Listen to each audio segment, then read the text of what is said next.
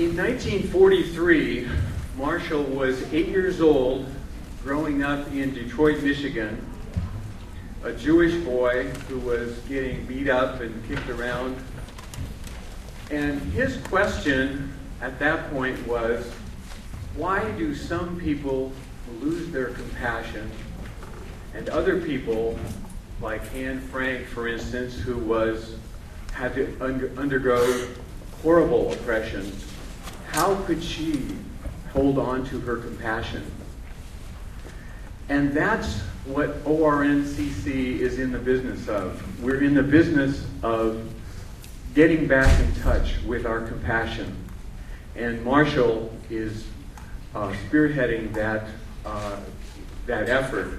And so I want to present Marshall Rosenberg.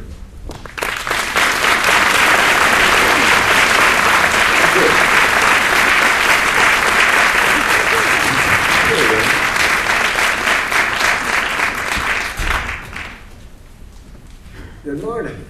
Good morning. How many of you are joining us for the first time this morning?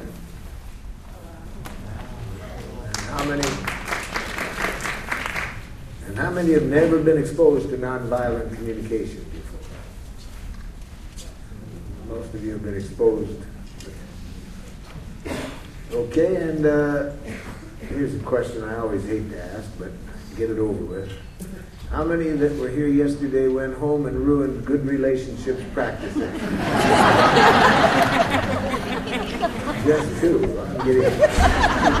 Either I'm getting better or the rest of you were chicken to try.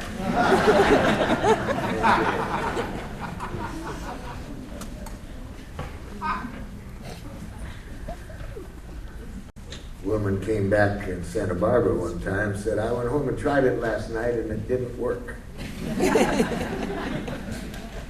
said, well, let's learn from it. What did you do? She said, I noticed my oldest son did not do some work around the house he said he would do. So I made a clear observation. I said, I see that you didn't do the work that you said you were going to do. I expressed my feeling and needs without criticizing him. I said, I'm disappointed because I have a need to trust that people will do what they say. And I made a clear request. I said, I'd like you to tell me if you'd be willing to go and do it. I said, it sounds like the mechanics of nonviolent communication. What's the problem? She said, he didn't do it. Yeah, and I said, what did you do? And I said, you can't go through life being lazy and irresponsible.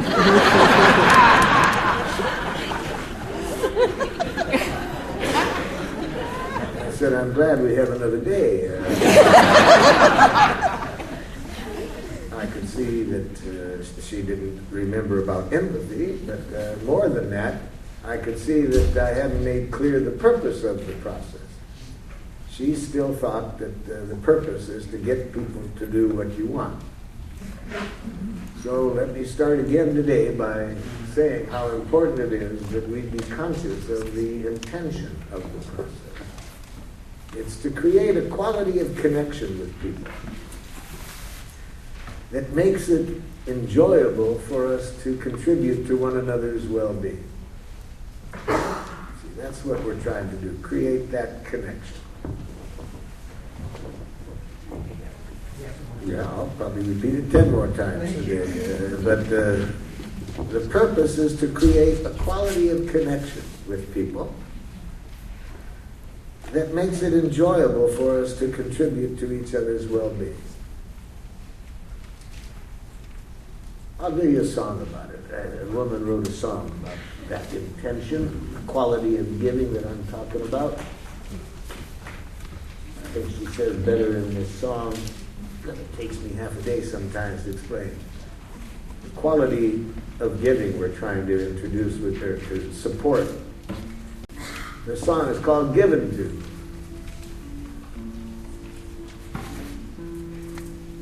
I never feel more given to than when you take from me. When you understand the joy I feel giving to you. And you know my giving isn't done put you in my debt, but because I want to live the love I feel for you, to receive with grace may be the greatest giving. There's no way that I can separate the two. When you give to me, I give you my receiving.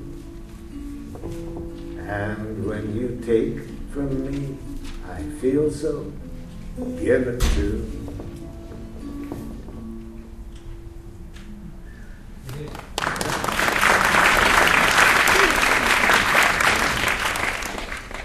Notice that kind of giving is not giving to buy love. You're not doing it for the other person. You're doing it for yourself. You're not doing it to escape blame, punishment, guilt. You're not doing it out of duty or obligation. All these horrible things we have been taught to try to motivate people. No, it's natural. It's the thing that we human beings like more than anything else, to contribute to people's well-being. The only time it takes away from the joy is if we hear anybody criticizing us if we don't. If we expect that if we don't give people what they're wanting, we're going to get some criticism. It takes all the joy out of giving. To whatever degree we've ever experienced any punitive actions on the part of the other person, to that degree, it decreases our joy in giving. That's why the poor parents who use any punishment with their children, they don't realize what a cost that is. Every punishment decreases other people's joy in giving.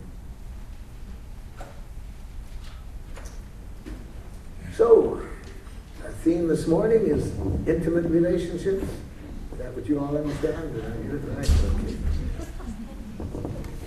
Okay. Let's begin then by practicing how we can give the other person a precious gift, a person we're close to. Now, as that song says, we enjoy giving. So we're going to start by how to give a precious gift to the person you're the closest with. We're going to give them the gift of how they can make life more wonderful for you. Isn't that a wonderful gift when somebody says, hey, you know? And we're going to express this gift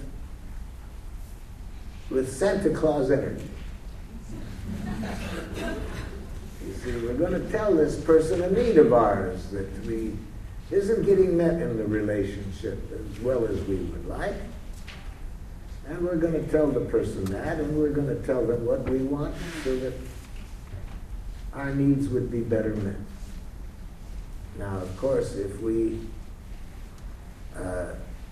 have been educated in a jackal world, we associate our needs with being needy or selfish. So we express our needs with a kick-me energy.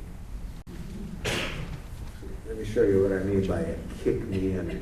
Let's say that I have many things on my mind I want to do, but I want my neighbor next door to see if she would or he would stay with the children while I'm doing these tasks. So I go next door to the neighbor and I say, watch this energy. I know how busy you are, and I really hate to be a burden to you, but you see, I've got all of these, I got a doctor's, and I have all these things scheduled, and I really hate to bother you with this, and I know you have so many things, but you know, I would really like some help, and would you be willing to sit with the children while I go? Now be honest, don't you want to kick me if you're... And then I see that look in your eyes that you want to kick me. And then this just furthers my belief. See, my needs are a burden. I don't realize that it's not that my needs are a burden, but by my experiencing them as something negative, I ask for what I want in an energy that provokes a circle. I then get a reaction back other than that person's receiving a beautiful gift. Now, after today, after our session this morning, whenever you express your needs, you'll do it with a Santa Claus energy. So you're going to go to the neighbor if you want that. If you knock on the door, the neighbor comes and you'll say, ho, ho, ho! You lucky neighbor. I'm going to give you an opportunity to do what human beings love to do more than anything in the world. I'm going to give you a chance to contribute to my well-being. Now, don't you feel like a little child at Christmas? Eager to open up the present, don't you really? Okay, so here's going to be the exercise I'm going to suggest we start today. I'm going to suggest that you write down how you would express a need that is not getting met as well as you'd like in the relationship, and how you would express that to the person you're the closest with a Santa Claus in it. So after you've written it down, I'll give you a chance to play that role with me, and I'll be the other person receiving this precious gift. I'll give you about 3 minutes to write that down. How you would write that, how you would.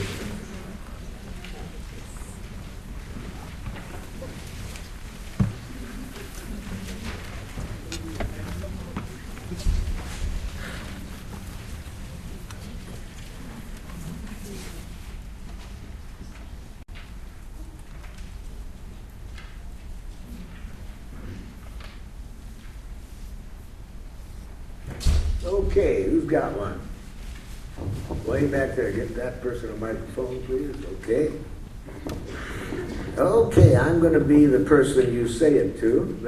Let's hear how it sounds. One thing I would really like you to do for me that would make my life more wonderful and meet my needs for safety is to lock the gate after each time you're finished with your work. That's a wish. I didn't hear a request. I heard you wish. See, she ended on a wish. She said, one thing I'd like you to do. That's a wish. But she's talking to me now. She didn't end on a request. So, what's your request of me?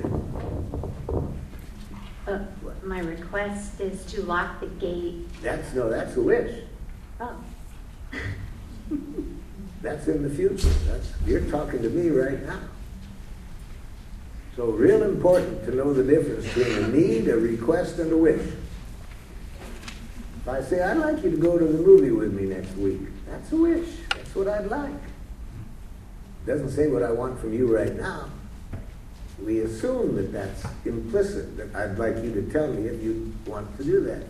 But don't assume that, because if you don't add the I'd like you to tell me if you'd be willing, the other person has what I call jackal ears. They're likely to hear that as a demand. Just because you want it, I'm supposed to have to do it. So let's hear what the request would sound like. Well, I'm wondering if you would be willing to listen to me right now about my needs for safety around the gate not being locked. Well, did you want me to listen to it, or did you want me to tell you if I'd be willing to lock the gate? Well, I would like to talk with you about my needs for safety. Would you like to know whether I want to listen? See, you ended on another wish. Well, I would. See, notice the difference between I'd like to and I'd like you to tell me. We're much more likely to get what we want from other people if we end on I'd like you to tell me than I would like. Or if we don't get what we want, we're much more likely to find out why we don't get what we want if you end on I'd like you to tell me rather than I would like. So let's try it again. What would you like from me right now?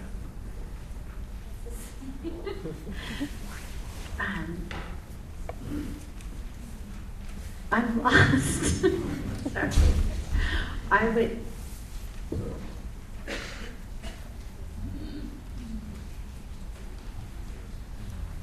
would like you to tell me if you would be willing to listen to me right now about my needs for safety.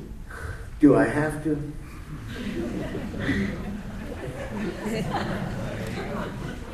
No, you don't have to. If you listen to me, I would like you to do Okay, it with okay, joy. say it. What do you want to say? Well, Now you know I didn't hear a need or a request. Now you know I heard a demand. See, that's how people respond when instead of, even if you say it with a Santa Claus energy, they can still hear a demand. And that's how people respond when they hear demand. Either no or okay. You're going to pay either way.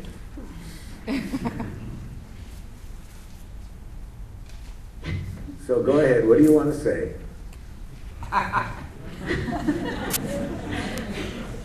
let's trade roles. Since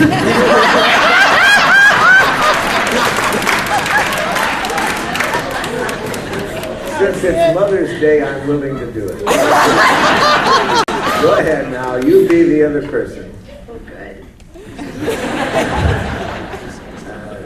I get frustrated when the gate is left open because I have a real need for safety that doesn't get met.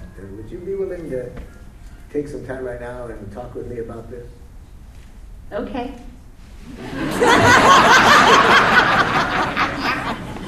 Uh-oh, this might be the most dangerous jackal of all. Oh, I'm scared now because this might be a jackal that doesn't, when they hear a demand, go, all right. They go like she did. Okay. Now, why that's the most dangerous one of all. One night when I was living in Texas, 2 a.m. in the morning, my doorbell rings. And I get up, and it's a woman on my doorstep, 8 months pregnant, pouring rain out, and she's crying her heart out.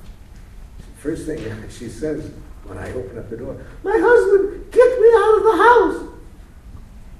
I said, come in, come in, come in. She's sitting down, she says, we've been married 8 years. Everything I've ever asked him, he goes, yes, dear, yes, I'd be glad to, yes. And tonight, I just asked him for a little thing, and he says, get out! Well, I knew right away what I thought was going on, you see. She was married to a nice jackal. Who, even when they hear a demand, if you love someone, you have to take care of them. I said to her, are you my neighbor? No, I live on the other side of town. How did you get here? My mother was in a workshop with you last month and another. And I called her up and said, what should I do? And she said, I should come and talk to you.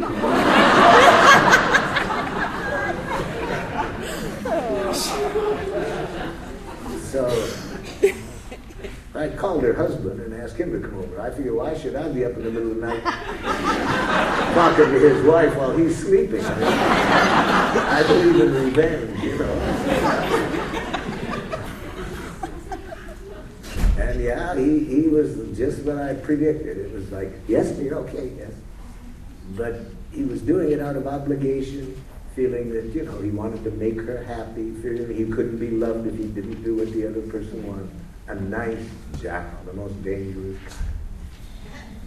So, I don't know though, now I have to decide from the tone of her voice, was that really a true yes? But I'll test it, okay. Now, the first thing I say to you then, now that we're sitting and talking, I'm confused as to what keeps you from locking the gate, because I've told you more than once why it would be important to me, so can you tell me what keeps you from locking the gate? I forget, I'm in a hurry. Now I'm starting to guess all the more that he heard a demand. See, because we usually forget those things which we hear as a demand. They're the easiest to forget. I was working with some head nurses in a hospital in Brooklyn. They were very concerned with their staff because a frightening percentage of times they were not doing certain sterilization procedures.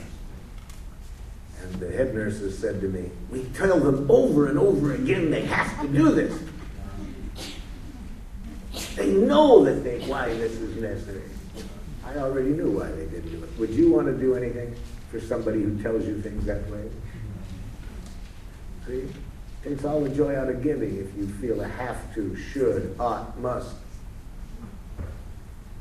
So the next day I met with the regular nurses, and I said, it was brought to my attention yesterday that X% of time these procedures are not getting done. Are you aware of that? They said, yes, we're aware of it.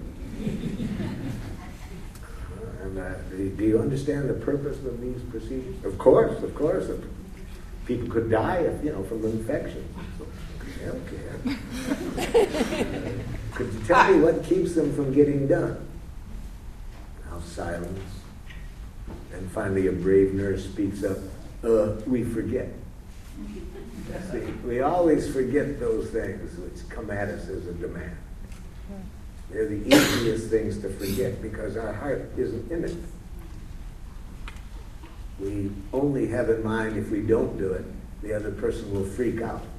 But that's hardly a good motivation for doing things. So, now I'm going to say a very sensitive message in nonviolent communication. Bullshit. Back when it says forget it, see, I forget. So how do I say bullshit in nonviolent communication? I'm not trusting that that's just what happens, you forget. I'd really like to explore how you feel about my keeping at you about this. Well, I'm just in a hurry, and I'm doing the best I can. And I've got a lot of things on my mind, and I have to run from here to there, and sometimes it really does just slip my mind, and because I've got my mind on the next thing I have to do.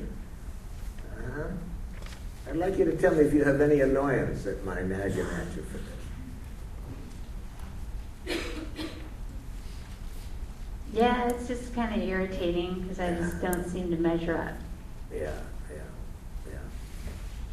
So, what would we have to do so you could remember to do it with the joy of a little child feeding a hungry duck? But there was none of this other junk in there about, I'm going to be upset with you if you don't. What would it take for you to do it with the joy of a little child feeding a hungry duck?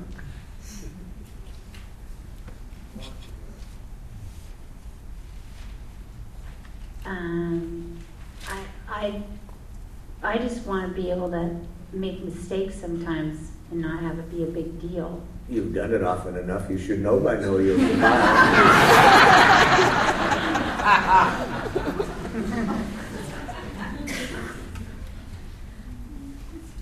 So I'm joking, but I want to hear that. I don't want to cover over. So I'm hearing that there's some resentment on your part, wanting more acceptance and less fear of judgment if you don't do everything as I would like.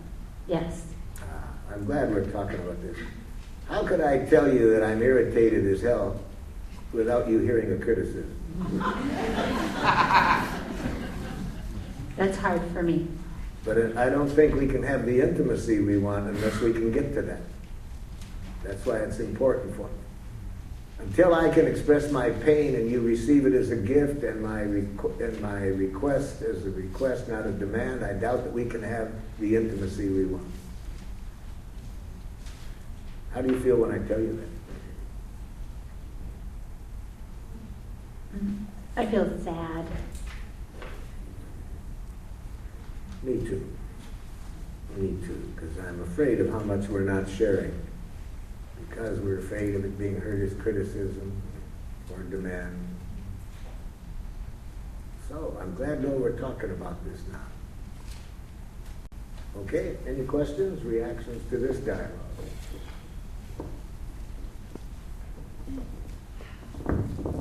I have a question. What if it is a demand? Then you're nuts. If you make any demands, you've got to be nuts. Because first of all, even if you make a demand, the other person doesn't have to do it. So that's why it's nuts to make demands. Second, if the person does do it, you're going to pay for it. Anytime a person hears a demand, you'll pay for it. So what could be nuttier than making a demand? So what if it's your partner making the demands? And don't- the if you partner don't- doesn't believe in this? You don't hear it. You don't hear a demand. You know you don't have to do anything just because somebody else says you have to. So you don't hear demands. The more desperately it sounds like an order, you don't hear an order or a demand. You just hear how desperate the person is. They've got some needs that aren't getting met. If you use nonviolent communication, you never hear any criticism or demands. It's not good for you to hear any criticism or demands, and it's deadly for the other person if you hear criticism and demand. When people most need you not to hear criticism and demands is when they're making criticism and demands.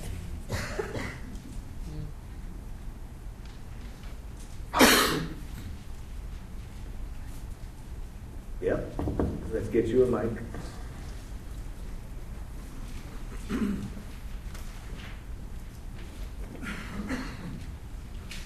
When you said that forgetting is a result of hearing a demand, I wondered about forgetting things behind or keys or forgetting. Oh, there can be a lot of things on our mind at times, and we do skip some. I'm talking about something that somebody else asked us to do repeatedly, and we keep forgetting. That's the one I was talking about. I was hoping I'd figure out why I leave my purse behind all the time. Because you want somebody else to pay for lunch.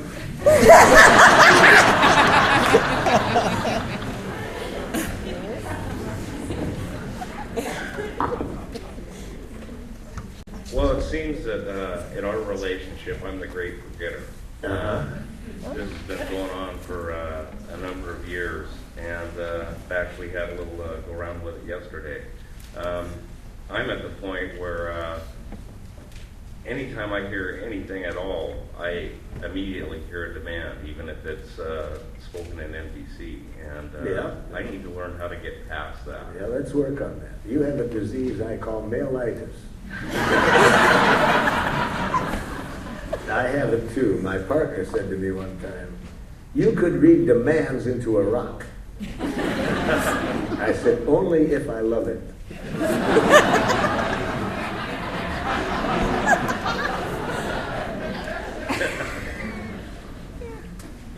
Yeah. So let's. So I'm your partner. I'm glad we're talking about this. It's so painful to me when I have two choices with you. I either don't ask for what I want and then I don't get it, or I ask for it and you hear a demand and then it creates stress between us. I'm desperate about that. How do you... Am I playing the role poorly? No. So, how do you feel when I tell you this? How do I feel? Well, if you were better at expressing what it is that you need. If I was better at what? If you were better at expressing what it is that you, and I know I'm not using NVC. No, but you don't say- have to, because I have giraffe ears on now, and Oh, when I okay. have giraffe ears, even when you're communicating in your usual obnoxious way, I don't...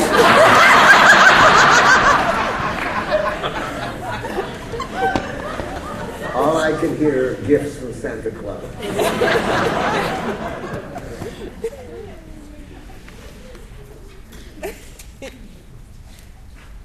I don't know what to say.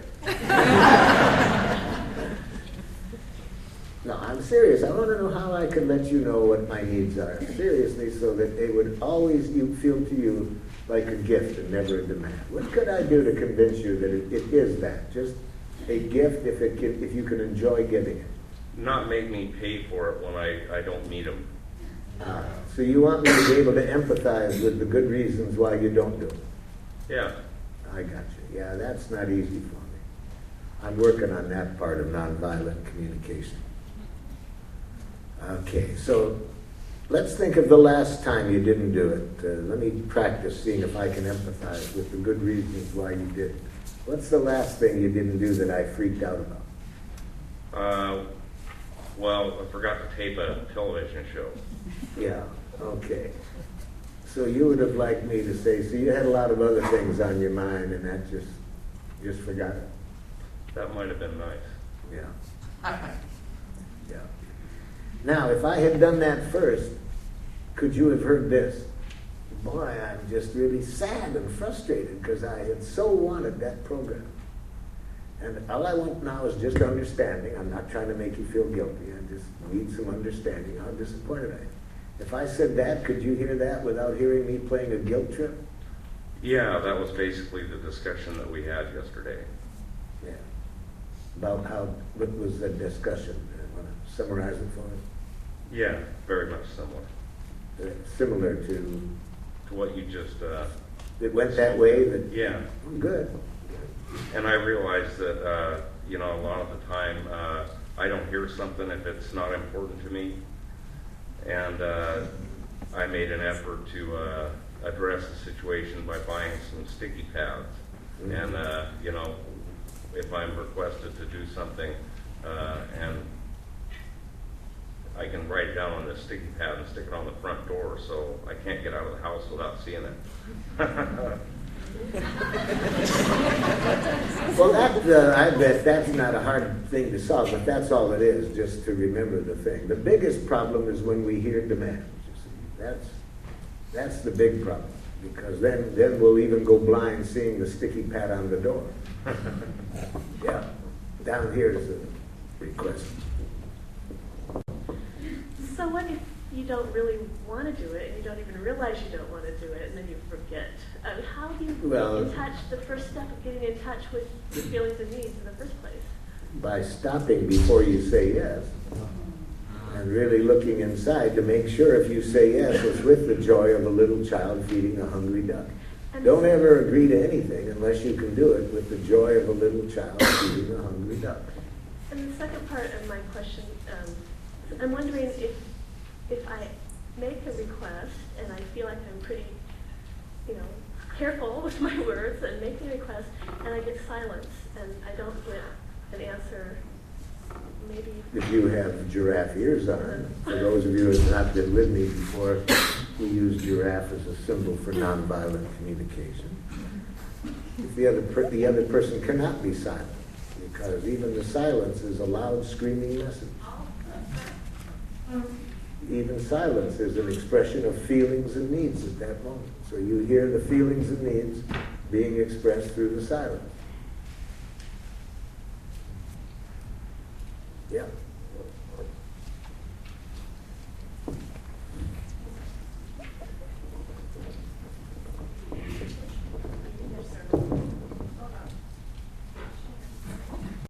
Marshall, would you do a silence thing on how you handle silence?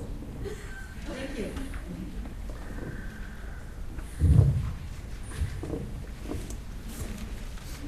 Some parents heard me on the radio and asked if I would see their 28-year-old daughter who was in a mental hospital. I said, okay, bring her into my office. Well, but she's in a hospital. She hasn't talked for days. She just sits staring at the floor. Yeah, okay, bring her in. Take her out of the hospital? Yeah.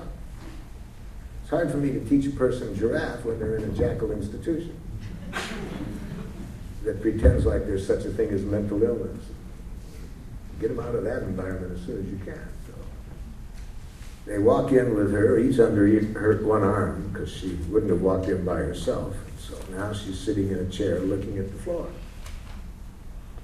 It's a very loud message, seems to me, when I said hello and no response. So why don't you practice putting on giraffe ears? What do you think she was feeling? What? Scared. So see, if you have giraffe ears on, you start to sense what the person's feeling. They don't have to say it. I said, are you feeling scared and need some assurance that you'll be safe in here? Now another message. I'm guessing she's so scared even to let me know she's scared. So I said that. Is it scary even to let me know you're scared? And I express my feelings and needs. I'm confused at the moment. I'd like some clarity about whether you're hearing me or not. If I could just know you're hearing me, I would meet my needs. Would you shake your head if you're hearing me? Another loud message. I'm guessing she's so scared even shaking her head is frightening. So I said that. I'm guessing that even shaking your head is scary. Is that what's going on? Yeah, I just guess I'm sensing just a deep fear. You just need to be with me and be sure that it's safe to be here before you talk. 40 minutes later. I'm really exhausted. I'd like some rest. How about if we get together again tomorrow? Would you be willing to do that? Yeah, if you don't say anything, I'll ask your parents to bring you back. Day 2. Day 3. Day 4. Finally, on day 5, a new message. I was ready for a new message. You talk about the same thing for a while. You'd like to change the topic. Yeah. So this time her message is still a silent one, but not totally silent, because she turns her face away from me and goes, does this right up toward my nose. So, put your giraffe ears on. What is she feeling? Annoyed? That's what I guessed. So I said, are you feeling annoyed and you just want to be left alone? It's the first time she responds other than a silence. But she keeps doing this. I said, well, I'm really confused and I don't understand this message. Can you help me? Finally, I figured it out. She had a message for me in her hand. But you talk about ambivalence. I had to pry open her fingers. Please help me express what's going on inside. We were communicating these 4 days. She needed that much time to feel that it was safe to be with me. She felt that I understood her fear. So even though she said nothing, I had the giraffe ears on. It was a very loud message. Sometimes I'm torn whether to give my partner the space that they need when they're silent, and let them know that I'm caring and want to communicate. So that's a conflict that I sometimes feel. Mm-hmm. Yeah. Sometimes take the risk and say, sometimes just giving empathy is not meeting their need for space. No, notice that after a while I said, I would like to at least know whether you're hearing me. So there was times throughout that 5 days I expressed that I was getting kind of hopeless and would like some connection other than the silence. So yeah, there was times when I expressed that. But then I got back the message which told me she was still too frightened to respond. Yeah. Kind of retreating back to the original exercise. Yeah, let's go back to that original exercise. With that Talk Santa right Claus- into the mic. If you hold the mic Okay. up like that. With that Santa Claus feeling of, well, ho, ho, ho, I've set aside some time for you to listen to me and to express some interest in what I have to say. This is a great opportunity for you.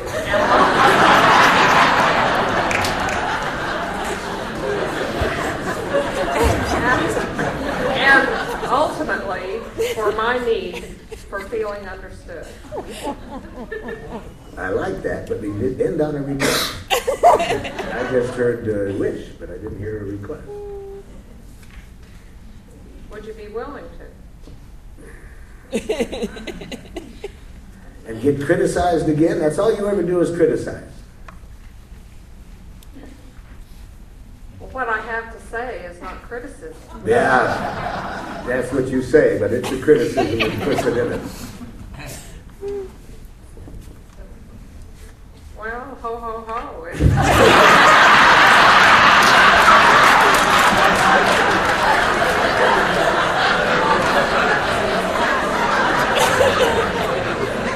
isn't going to criticize you if it meets my need. Now, see, I'm out of the role now. Why should I listen? Why should I agree to talk? Because I just gave you 3 chances to empathize with me and you didn't. So this gives me no hope at all that if I talk with you, I'll get understood. I just gave you 3 opportunities to empathize with me. Well, I see you are feeling that this is going to be criticism, No, that's my thought. That's not a feeling. but these are my feelings that I want you to listen Oh, to. you just put your butt in my face. It was all unintentional.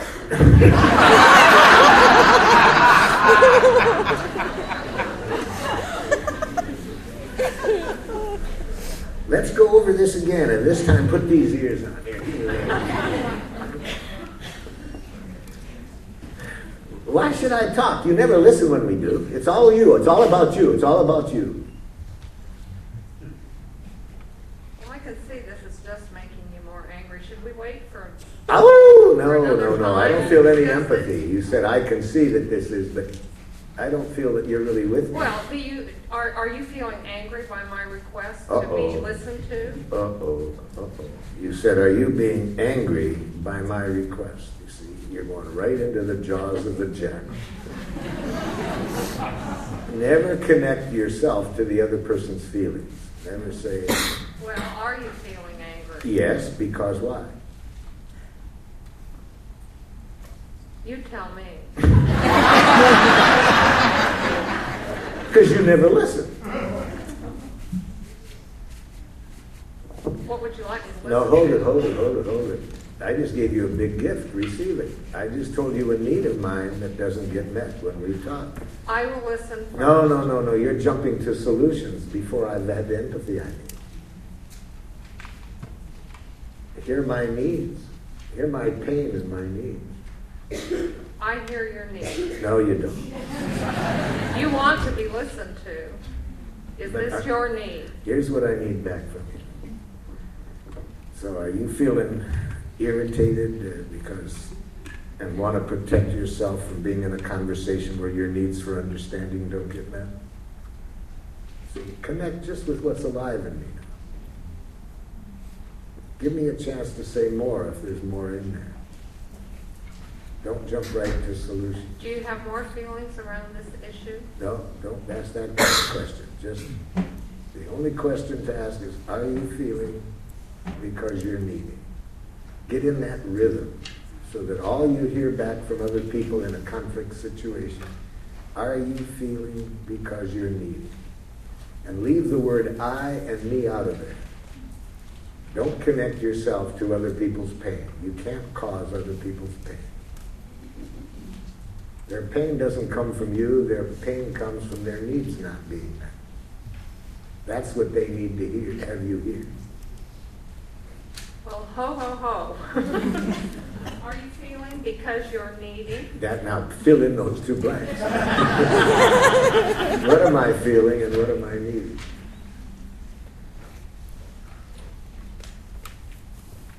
Are you feeling irritated because your need for understanding isn't being met in our relationship, in our communications? Try that.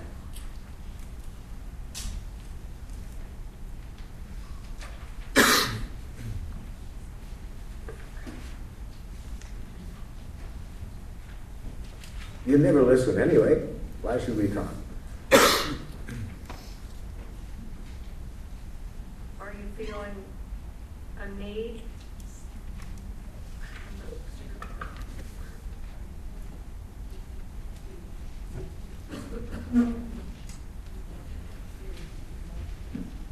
Are you feeling frustrated Yes. Now connect. because you need for me to listen? You need to be listened to. Leave yourself out of the other person's need.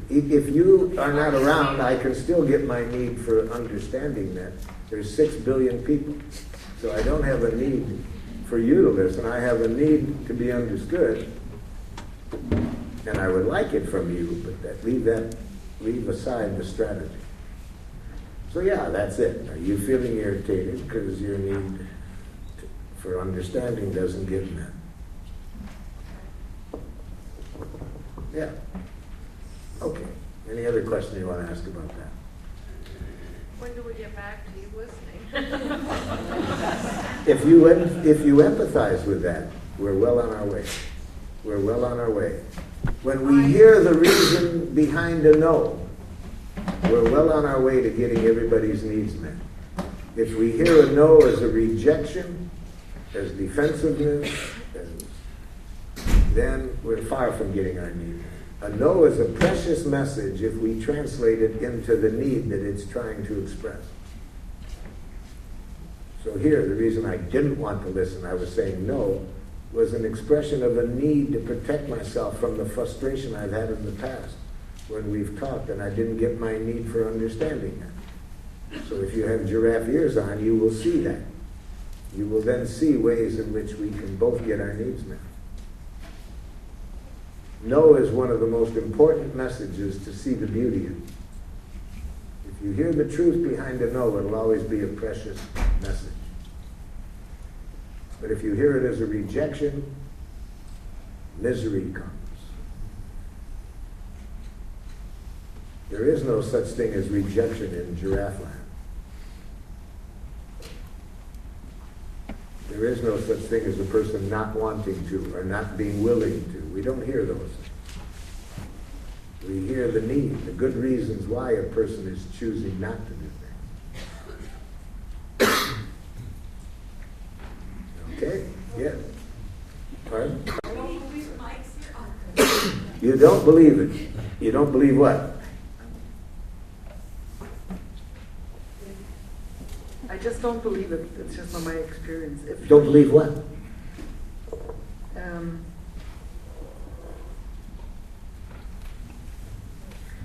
If you hear like 100 times a good reason behind a no again and again. Give me one example where you heard the good reason. Then we'll work on that. What's one time you heard the no? Well, the all time issue, if I ask my partner or request time, there's always a, I have to, I can't. I just, But my need for autonomy is still not being met. I still don't have the trust that if I don't agree to do what you want, that I will receive unconditional acceptance. See, unless a person trusts that if they don't do what you want, they will get unconditional acceptance, they'll hear your request as a demand. can life conditions be just the way it just doesn't work? What do you mean? Well, one person really never has time and another person always requests. I'm saying that that's not the issue, not having time. I'm predicting that the issue is the person's hearing a demand. And I'm saying as long as a person hears a demand, they never have time. We never have time to do demands, to fulfill demands. Or if we have the time, we don't have good energy in doing it. We do it, but we'll do it with an energy that people pay for. So, I just gonna listen a little more. okay. Marshall, talking about the 40 words or less, and you know me, and I love to talk. And Craig is not such a talker. And so this is what I wrote, and I have a specific question about it after I tell you. Okay. I'm excited about something I'd love to share with you, and I have a need to connect with you. Would you be willing to listen with me, to me, and have communication about it? And my question is it prudent to say, would you be willing to listen to me for 10 minutes, but what if it takes more than 10 minutes? I mean, should I couch it in a time frame? If I'm him, can I play his role? Sure. Okay. I'd be glad to talk with you if whenever I'm not enjoying your words and I raise my hand, you'd stop. How does that feel? It feels good.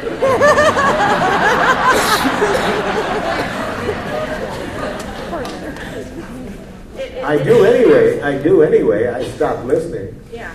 So, I mean, what if we just bring that out on the table so you know when your words stop nourishing me and start to be a drag? That's great. It fills my need to know that he heard me, that he would hear me doing that. And it also gives me sweet sorrow Because I have such a deep need to connect. Yeah, then what I'd like And you I to... ruin it by going, Yeah, and I want to connect with you when you're going on. It's not that I want you to stop, I don't want to connect. I want you to stop because the words aren't helping us connect. Okay, so when you raise your hand, would you be willing to tell me if you need a break? Or No, what I want at that time is I want the clarity of what you want from me at this moment. I'm telling you this. And would you be willing to help me find that? That I would be willing to do. If when I raise my hand, I'd be willing to guess what you're wanting to help you get it clear. How's that? Oh, that's wonderful. Yes. So it's not a time frame necessarily, because it may take No, more than what no. it's him, or even if it's I'd me like to saying tell it. you when I'm not really Yeah. with you, and then I'd like to stop you, but stop you for the purpose of helping you get clear what you want from me. And not to shut me up. That's the big importance difference right there, is that You know, it's his I need. never want to shut you up. It's Yeah. when your words are getting us further apart that I want to stop them. Feels good. It does. Wonderful. I'm good with other people's partners.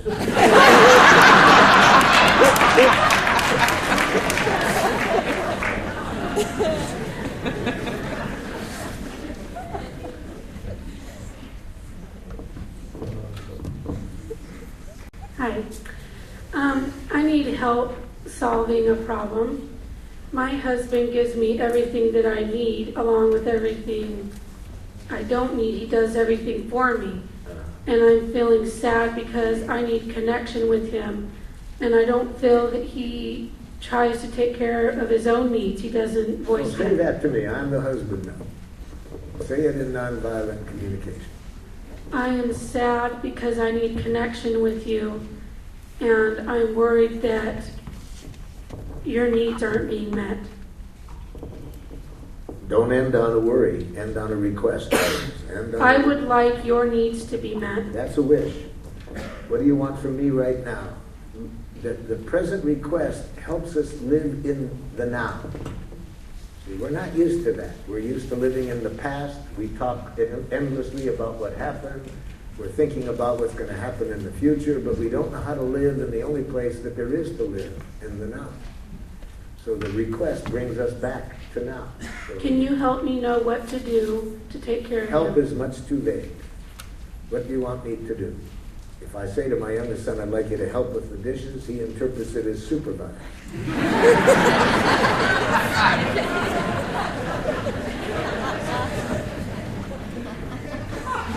How are you feeling?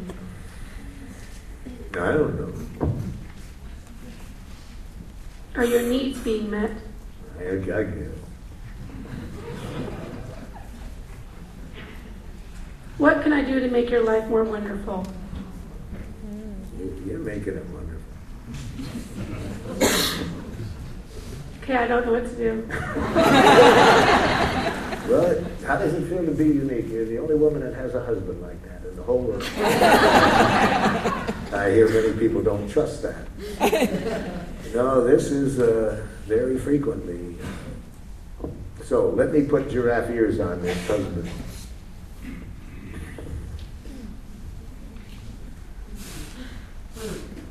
I don't know what I feel, what I need. It's like a new language for me. I'm just not used to that. I'm used to knowing what a husband should do, what a wife should do. When you ask my needs, that's like a whole different world to me. So I need some real understanding of how strange it is to talk that way. Just not used to it. How do you feel when I tell you that? I feel happy that there's a way that I can try to meet your need by giving you, are you needing time and willingness of me to have compassion with you? I think the thing I need more than anything else is to just see clearly what a big gift it would be to you if I did that. And just the way you said it just before that, just start at that. See, the more I can really see how it would enlighten your life. Because see, I somehow get the idea that my needs are some kind of weakness, that as a man I should be able to do things on my own, I shouldn't need any help from other people.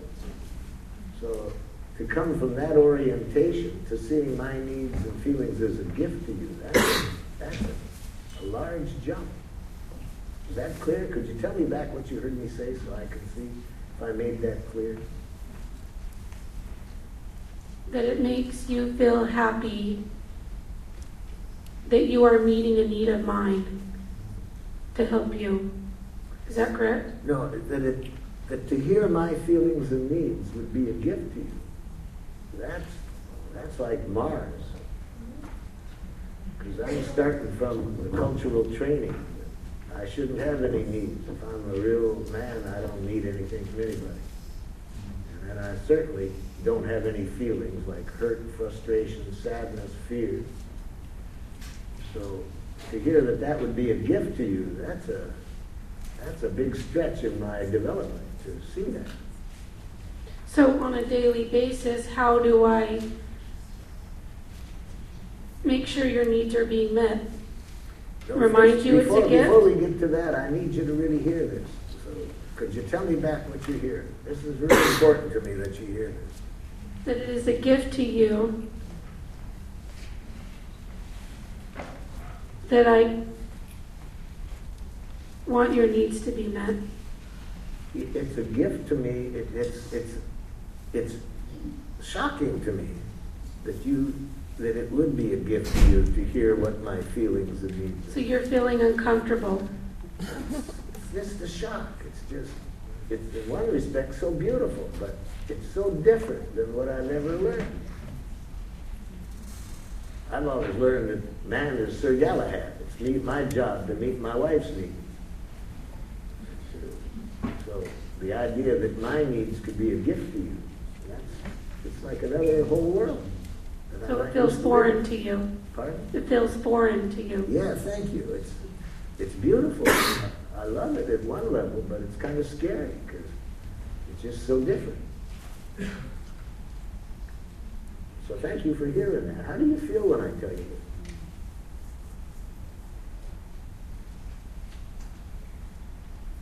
I feel happy to feel that my need for connection is going to be met. Wow, I want to take that because just to hear that what I said was a gift is, again, it's just hard for me to take that in. I'm taking it in now. And this will help me to get the courage up to try to express myself more openly with you. Thanks. Yeah. Marshall Rosenberg.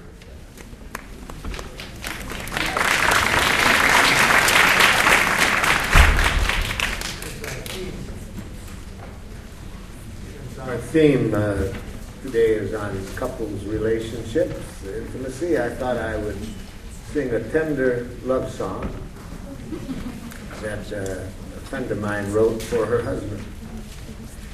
It's called I Can Always Count on You. Yes, I know I can always count on you. I can always count on you to come up with something new. Along about the time I think you've done all you can do to me, you find another way to rip my pride away. Yes, I know I can always count on you for some brand new humiliation, some well thought out and novel degradation. You're a festival of pain, and I keep coming back again, 'cause I know I can always count on you. You tromped all around my mind at least 1,000,000 times. I haven't got a dream unspoiled, not an ideal left behind. You say my eyes are getting glazy. Well, Lord, your love has made me crazy. I know I can always count on you for some brand new humiliation, some well thought out and novel degradation. You're a festival of pain, and I keep coming back again, 'cause I know I can always count on you.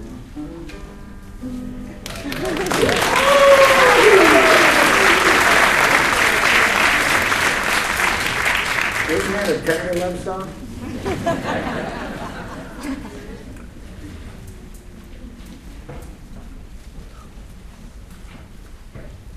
Who else wants to role play with me a little on your situation, where we see how you expressed your question back there?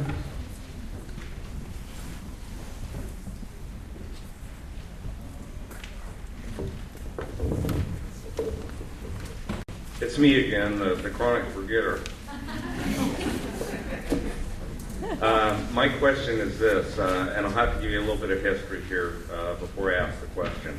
My partner and I have been in a relationship for 10 years, and we've spoken every version of Jackal that there is.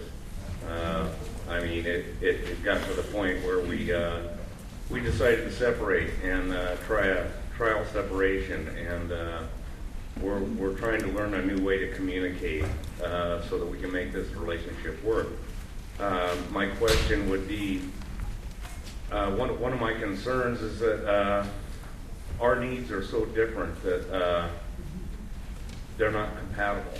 Let me first of all suggest to you that needs are never incompatible. You're mixing up needs and requests, and that's probably the problem.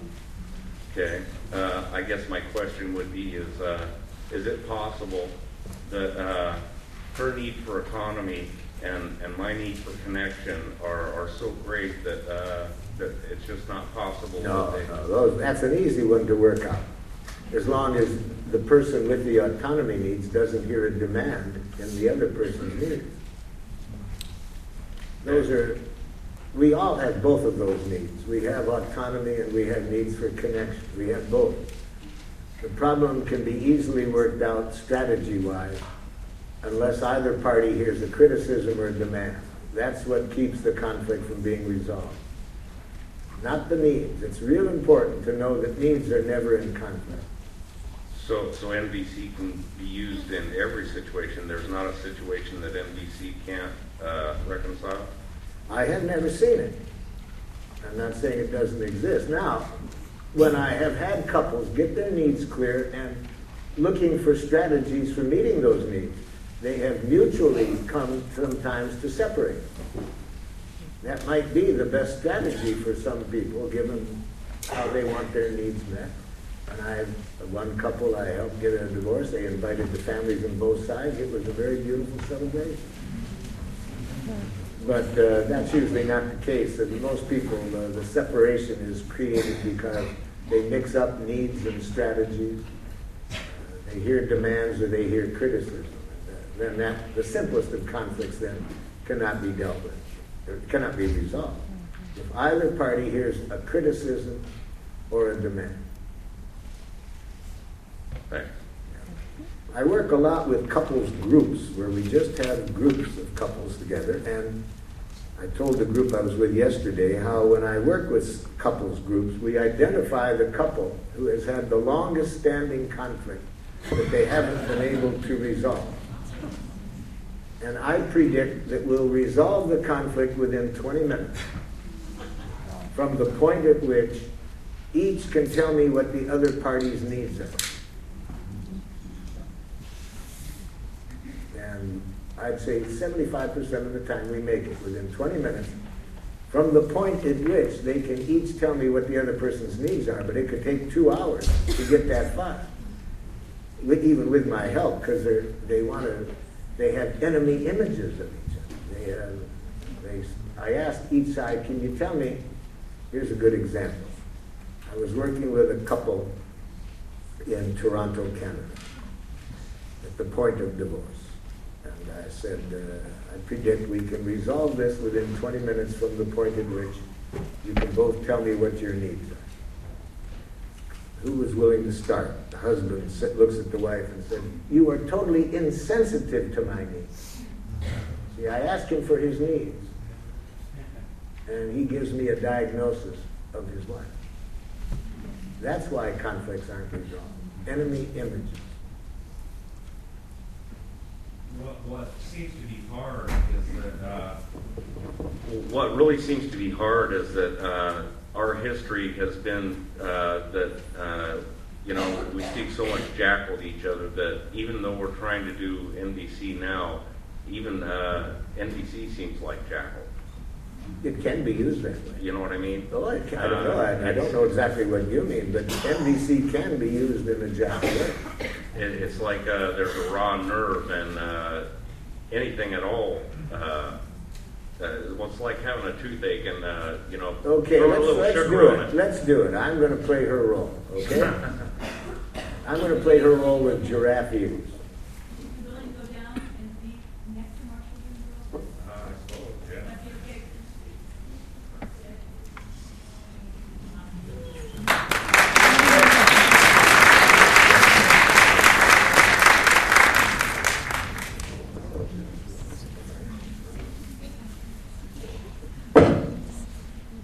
Okay, now, I have giraffe ears on.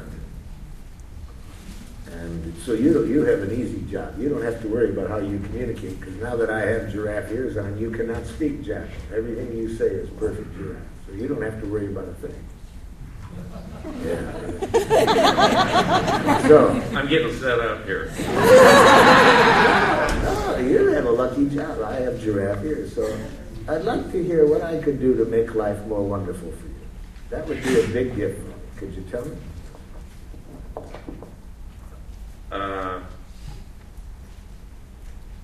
Accept me more for who I am, and be more understanding. So you have a need for acceptance and understanding. Yeah. Yeah. Can you show me how I could demonstrate that acceptance when you're acting like a jackass?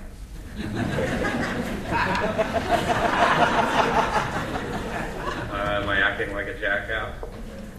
Now, I got to check something out. See, did you hear any criticism in that? Sure did. Then it wasn't giraffe. See, if sometimes I say that to my partner, and she likes it. So, because she hears what's behind it, And so I'm just trying to demonstrate idiomatic giraffe. So we don't think that to speak nonviolent communication, you always have to use a set formula. However, now that I know you didn't like my humor, and if that sounds, then I wouldn't use it with you. I'd go back to more classical giraffe. So let me erase that and say it this way.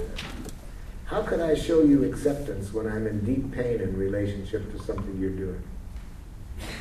How can I meet your need for acceptance when I'm in deep pain in relationship to something you're doing? Well, I don't know that you could. Well, see, this is my dilemma. I don't know how to express my pain to you without you seeing it as not meeting your need for acceptance.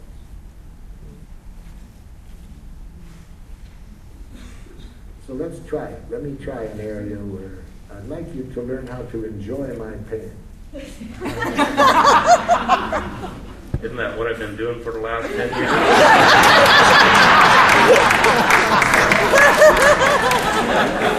I would say you were tolerating my pain, but not enjoying it. By enjoying my pain, let me take a break out of the role play here for a moment. I got that phrase, enjoy my pain, from a friend of mine who died 14 years ago. She was dying of a very painful disease. And whenever I would come to her town, San Diego, California, she would call me on the phone and say, "Marshall, come on over and play with my pain." And here's what she meant by that. The first time she used it, I was surprised. I said, "What the hell do you mean by play with your pain?" She said, "You know, Marshall, what's the worst thing about this pain is not the physical pain. It's how other people can't deal with it. these good-hearted people, they see me in pain and then they feel they got to fix it, and they try to give me advice as though I'm so stupid I wouldn't have thought of this by now. Or they end up getting in worse shape than I am, and I end up taking care of them. And that's why I call you over, because you're so cold-hearted and psychopathic.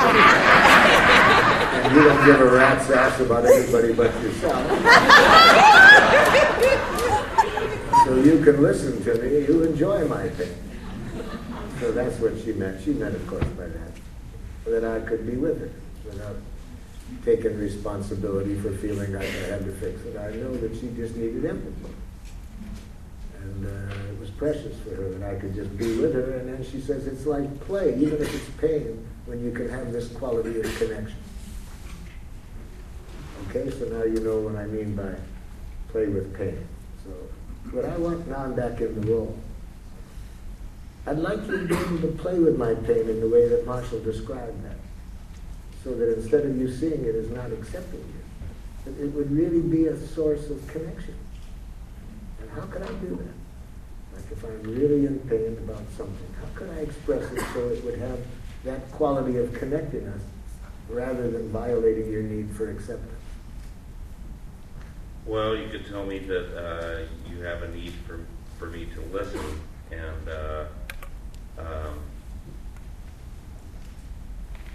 to understand that I'm in pain. I see. Yes, I'm sad. I can see that I often have not expressed my pain in a way that would make it clear that what I wanted was for you to enjoy my pain. Yeah, so are you saying that if I said something like this, I see you need understanding right now, but I'm in such pain, it's hard for me to give it to you. And I'd really appreciate it if you could hear my pain right now. Would you be willing to do that? Well, of course. So if I could do it that way.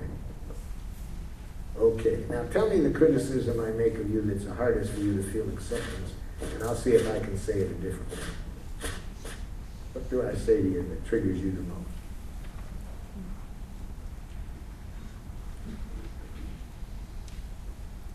Well, when you tell me, why can't you be more this or that? What? Give me one of those. What follows that? Why can't you be more what? Well, why can't you be more open-minded? Okay. Thank you. That's a helpful one. I'm really sad that I have said it in that way. Let me see if I can say it. I feel scared about whether my need for acceptance can be met unless I agree with you. How would you feel if I said it that way? Well, that'd be a little bit easier. You could handle that better if I said it that way. I would be more open-minded to handling it, yes. So you're saying when I call you closed-minded, it leads to self-fulfilling prophecy? Well, yeah, when my ability to be open-minded is questioned, I just close it down even further than that. Yeah. I'm really sad that I have expressed my pain to you in the way that I have. I would have really liked to have been more understanding of how it would be received. How do you feel when I tell you that? Well, I feel more compassionate. What else have I said? I'd like to practice something else that I've said in a way that was not easy for you to see the beauty of it. What else have I said? Hard for you to remember, I'm sure, because I'm so loving so much of the time. Well, I'm going to risk it and throw it out there. I've tried every way that I could think of to get my need for connection met, and a discussion that went round and round for a long time was, I would say, I need more close time, and she would say, you're too needy. Yeah, I'm so sad I said it that way. I really would have liked to have said it this way. I'm really torn.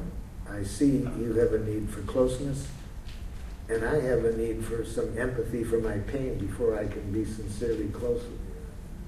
I wish I could have said it that way. Yeah, that would have been much better received, I think. Yeah, I'm so sad that I didn't know how to say it in terms of my feelings and needs. can see how that would have been very hard for you to deal with. How am I doing? Yeah, you can be mean back, I'd like you to come home.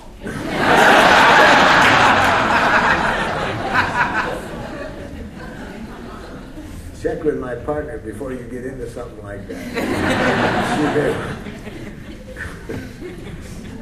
She may want you to see the real truth of what it's like living with her. Remember, he's male. He's probably got male-itis. The shift in the quality of the connection is very profound in this example. But you see what I mean now when I say that all jackal messages are just needs? See? You see that in the last two examples that I said, you're too needy?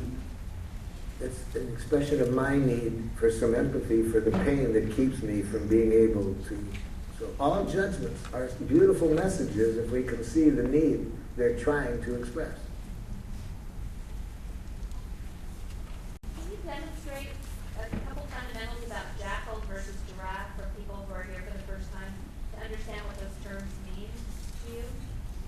Okay, a jackal says, I need support this way. You're lazy.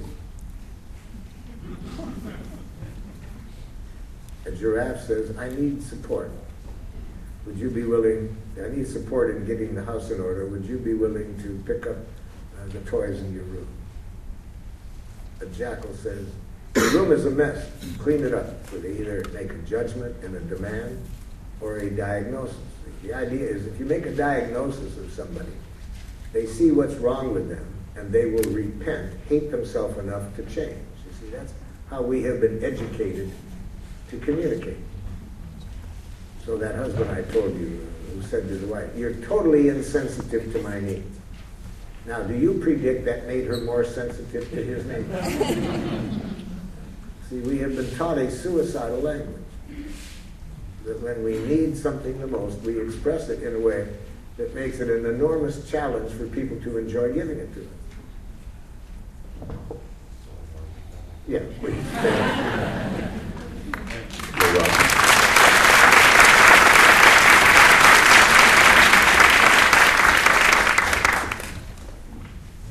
Yes.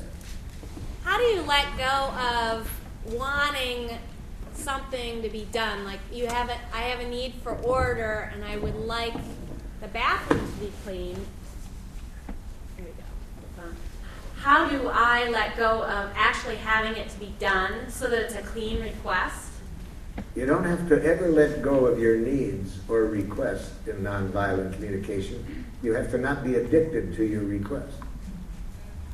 See, we never give in. It's not a permissiveness. It's not saying we have to tolerate getting our needs met. No.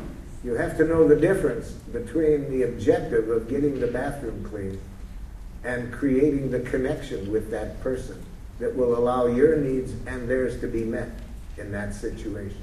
You see that difference? Yes. If I'm the other person, Mom, and I see you having single-mindedness of purpose to get this to be cleaned up, it takes all the joy out of doing it. It threatens my need for autonomy. And then I feel guilty because I think of all you've done for me. And then I not only hear you demanding, but then I tell myself I should. And then I'm in the middle of two shoulds, and then there's no way. And then I'll pay for it. Yeah, yeah. Thank you.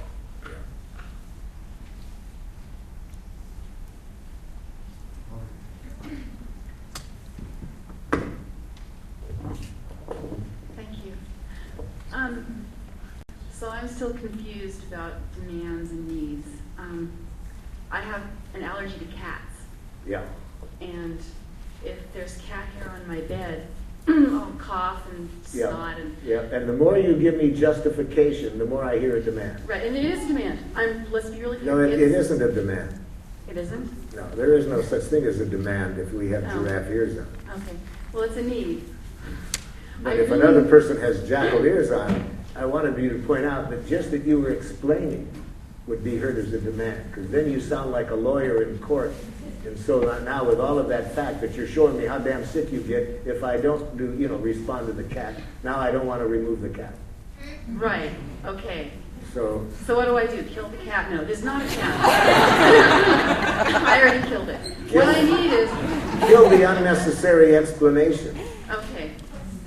Sorry, I thought since you didn't know me, you might need an explanation. No, I'm talking about in that role. I'll bet you've done the same thing. I'll bet you've said to the person more than they want to hear how sick you get when the cat is in there and so forth and so on. Right.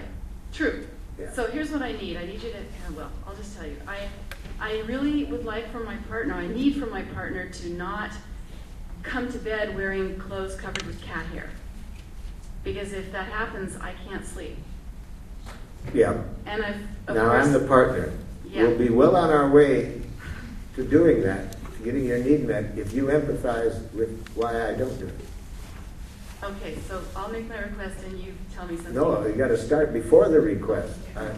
If you want me to hear your request, it would make it much easier to hear it if you begin by empathizing with the good reasons why I've heard you say this 30 times and I'm still not doing it. Okay. This goes for almost anything. For example, I was working with a mother in Switzerland in a workshop, and she wanted to know, how do I get my son to stop smoking? I say, is that your objective? Yes. Then he'll continue to smoke. Oh, I'm supposed to let him kill himself by smoking? If it's your objective, and I told her what I've said a couple times already today, the objective needs to be that this person trusts that your objective is to create a connection with them that will allow everyone's needs to get met. Notice there's no discussion in there about strategies, whether to smoke or not smoke. A connection at the need level. And I said to her, I would suggest you begin the discussion with him by showing him that you see that his smoking is absolutely the most wonderful thing he could be doing. She said, huh? It's killing him. Hold it now. This doesn't mean you have to like it. You show people that you understand what they're doing is the most wonderful thing they could be doing through empathic connection with the needs they're trying to meet by doing it. When people can feel that empathic connection, they can better trust that you have no judgment of them for it. Doesn't mean you have to like it, but it means they feel no judgment for it. Anyway, the lunch break came, and she comes back after lunch beaming. She said, oh, thank you, Marshall, for what you said this morning. I just had the most precious connection with my son about his smoking. And to understand how precious it was, you need to know, for the last 2 years, almost every day we've done nothing but fight about his smoking. I said, how did you get home so quick? We were up in the mountains. Oh, I called him on the phone. My 12-year-old son answered the phone, and I said, quick, get your brother on the phone. I want to talk to him. He's on the back porch. Now, she then knew he was smoking, because after 2 years of fighting almost every day, at least he had agreed he would smoke not in the house, but on the back porch. So now she knows he's smoking. She said, that's okay, tell him I want to talk to him. So the 15-year-old comes on the phone, and the younger brother told him that mother knows you were smoking. So he's ready for the usual crap. So he says, what do you want? She says, I wanted to talk, I'm on my lunch break, I wanted to talk to you about something I learned about your smoking today in the workshop. What? He's expecting another, statistic about how much lung cancer and so forth. She said, I learned that it was the most wonderful thing you could be doing. I said to her, now that isn't exactly how I meant for you to communicate that. I meant to communicate it by empathy. That communicates the no, she said, I understood that. But I knew this guy, and I felt I could really connect with him by saying that. And I think he would understand that better than through empathy. Well, you know him better than I do. What was his reaction? She said it was profound, especially if you realize how we fought about this for 2 years. First, there was a long pause, and then he said, I'm not so sure about that.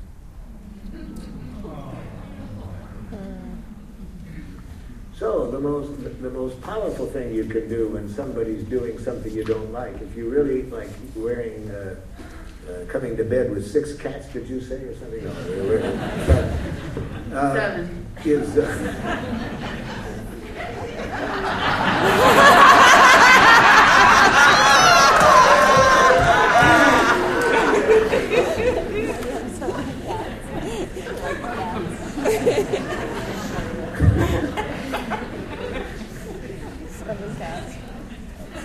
is start by showing him that his not doing it is the most wonderful thing he could be doing by empathy. So let's start with that. Honey, I love it when you come to bed.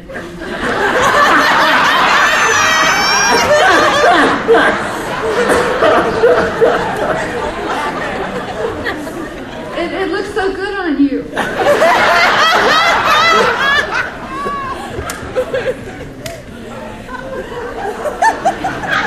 Go shed mine? Now that's not exactly what I meant.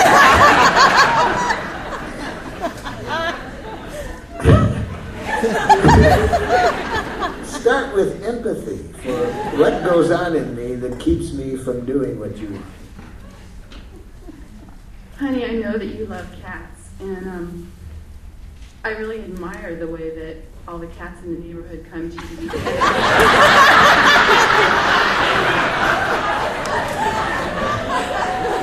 Now, I'm going to share something with you. I hear a butt coming on. Do you predict that? Not yet. Not yet. No. But I'm not feeling any empathy. They're smart. I'm just waiting for the butt. I don't feel any understanding. Just wait. It's coming. And I know that it's hard for you to wash your clothes all the time before you come to bed. I know that you get tired of piles of laundry and having to wash clothes and having me always ask you, if you're coming to bed in clean clothes. And I know that that's really getting kind of old. I really understand that. And I'm just wondering if you and I could figure out a way that... Now see, what you're doing is you're not empathizing. That's fake empathy. See, I could feel from the energy the whole time that you were getting to the solution. You weren't taking time to create the connection. You already looked like you had single-mindedness and purpose to get the damn cat hair out of the bed. It's true. It's true. And as long as that's your objective, I'm going to hear a demand, because the issue is not that I have to wash the clothes so often. The issue is autonomy. I feel you have single-mindedness and purpose to get me to do this. And not only that, but I think I should, because I don't want you to be sick. And when I'm operating under that demand, there's no joy in doing what you want. Okay. And I need empathy for that, and I'm not getting it. Okay. So, when we've discussed this, he's told me that he thinks I have no right to have needs because he's a man and I'm a woman. And this is an issue that we're working on. And Wait a minute. Was he sober when he said this?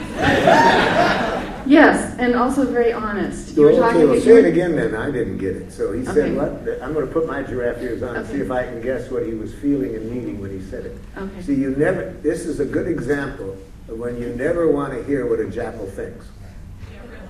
It'll make you sick. See, a statement like that, if I heard it correctly, it'll make you sick if you hear what the jackal thinks. But you'll love it if you translate it into what that jackal is feeling and needing when they say it. So let's practice how, if we're on the receiving end of this message, we don't hear what the jackal thinks. We hear the feelings and needs the jackal's trying to express in this distorted way. What he says No, is... you be him now and say that message. Okay, all right. Well, my mother never had needs. My dad never let her have needs. And you're not supposed to have needs because you're my woman. And I'm supposed to have all the control. You're not allowed to have needs. I don't like it when you tell me you have needs. Oh, boy. And I'm not going to meet them. Now, do you hear the severe case of male-itis? You see that? This is a severe case of male-itis. So what are the feelings of this person? Fear, yeah, fear. Deep fear. Well, behind the rage, you see. Very often, the fear associated with the need for autonomy is hidden behind the judgment, you see, that kind of thinking that a woman shouldn't have these needs and should. So if there's a should in a person's head, they've disconnected themselves from their needs. So the first thing that we need to deal with is the anger coming from the should. So it's probably angry because he has a need for autonomy that isn't getting met. But he's not in touch with the need for autonomy. He's lost in those thoughts. See, the cause of anger is always the same thing. We get angry because we think. We don't get angry because of what other people do. We get angry because we think. We think life-alienated, violence-provocative thoughts. Now, what do I mean by life-alienated? Disconnected from needs. What do I mean by violence-provocative? Implicit is the concept of deserve. That if you are this thing I'm judging you as, you deserve to suffer for it. Because you're bad, evil, violent, sick, stupid, whatever. All of that implies you deserve to be penitent. You should be sorry for what you're doing. You should hate yourself for doing this. See, this is the way we've educated ourselves for a long time, about 8,000 years. This is the process of education in our judicial system. It's based on deserve. If you do so much of a crime, you deserve X months in a penitentiary, a place designed to make you penitent. If you do more of it, then you deserve more penitence. Can you think of anything more stupid than that? No. More violence provocative than that? Do you feel safe living within such a judicial system? No. Then why do we keep it going? Let's create a restorative judicial system. Yes.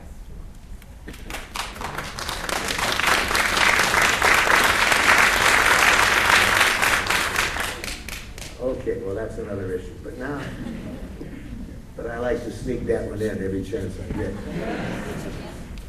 Okay. We should put all the women in there. They deserve it. In the prison, you mean? Yes.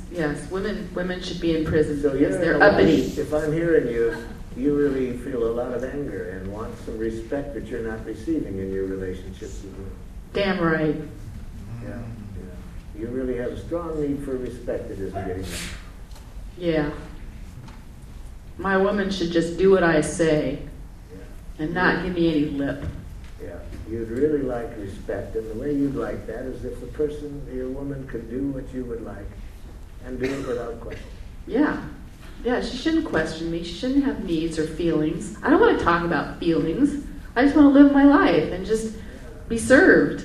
Yeah. That's what my dad got. That's what I should get. I'm a man. You'd like to have somebody who enjoys contributing to your well-being and does things without you having to ask for it. Right. I don't want to have to think about her well-being. I shouldn't have to. Yeah. I'm a man. Yeah. You want to do what you serve in the way that you've understood you're to serve by doing the work, and you'd like respect in the form of the other person doing the jobs that you'd like to be done. Right. So how can I get her to do that? First, I've got some pain in relationship to what I've been hearing you say about me. Would you be willing to hear it? As long as you don't cry or, just don't ask me to empathize or anything. I'll listen to you. I don't want to cry. I want to vomit. Don't make me clean it up. No, we'll get your wife to do it. Good. No, I really am serious. I almost want to vomit when I hear what you're saying. And I want you to hear it. If you hear any criticism, let me know. That's not my intent. I just really want to be honest with you. I almost felt like vomiting when I heard what you said. It made me sick to my stomach. How do you feel when I tell you that? Criticized. How could I have told you I felt that without you hearing criticized? If it's the truth, I mean, that's going on in me. Probably can't. Yeah, and I hope you can see how painful that is for me. I tried to understand you, and now I want some understanding, and you hear criticism. I'll listen, but I feel inadequate. I know I'm not supposed to be like this, but I am. So it's not easy. You want me to hear how scary it is and not easy it is to hear stuff like I'm telling you. Yeah. I feel sad for you in one sense, because you're mixing up respect with obedience. And then I predict that's going to make life miserable for you and your partner. Can you tell me back what you heard? Yeah, that if I keep expecting my woman to mind me, that I'm not going to be happy. Thank you. It's almost what I'm saying. I'm saying I want you to see a difference between respect and obedience. To me, they're the opposite. Well, I mean, if someone don't mind you, they're not respecting you. If they don't mind you? Yeah. See, that's why I get scared when I hear you talk. If you mix up respect and obedience, I don't think you're ever going to get your need for respect. Well, what's respect then? I don't know what it is then. Did It's you not feel that. respect when I was empathizing with you, when you started to talk, when I was hearing you? No, I just felt like you were listening. That's not respect, is it? Well, I define it. That's how I define respect. That if I get somebody listens to me and hears me, I feel my need for respect through that empathy. For me, empathy and respect are the same thing. I want people to be able to understand me and without thinking they have to obey me for me to get my need for respect met. I don't want to put them in that dilemma where the only way where my need for respect gets met is if they obey. Well, I'll think about that, but I don't understand it. Doesn't seem right. Well, I'm just glad we had this conversation, because if you can get that in a year, I'll be satisfied. That's what it usually takes me with many people that I work with who have come out of certain traditions that have these beliefs. There's a woman's job and a man's job, and that this is the way it should be. It's not an easy shift to make. Well, let me break the role for a second and thank you and say that it has taken about 2 years and things are very different, but that's the paradigm we're coming from, and it's really challenging, so thank you for your role play. Yeah. Yeah.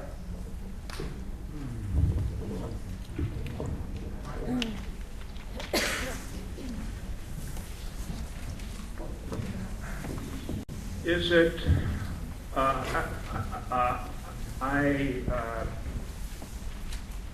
have a need for a perspective from you. Is it as doable in a relationship to practice nonviolent communication if your significant other is not in the know of that particular process? If you use nonviolent communication, the other person is always doing it. No, if I use nonviolent communication and the other person doesn't know about nonviolent. That doesn't matter. They don't have to know about it. If you use nonviolent communication, the person you're speaking with uses it perfectly. Because all you can receive from them is our feelings, needs, and requests. You can't hear anything else. They are speaking perfect nonviolent communication if you're using it. So we never have to worry about the other person. That takes a big load off our mind. We don't have to worry about how others respond. We just have to worry about one person, ourselves. Thank you. Wonderful. Thank you.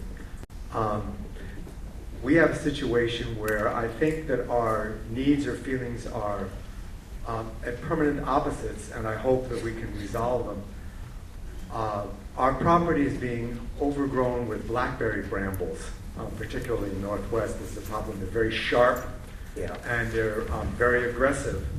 And for the past 5 years, I've tried to cut them back and take them out. Let's not get into the story. Yes. Let's just get to the communication. The communication problem is this. I believe that the only way I can meet my need to rid the area of blackberries is to use an herbicide. So I'm the partner. So let's deal with it again. Now try to use nonviolent communication in communicating. Okay.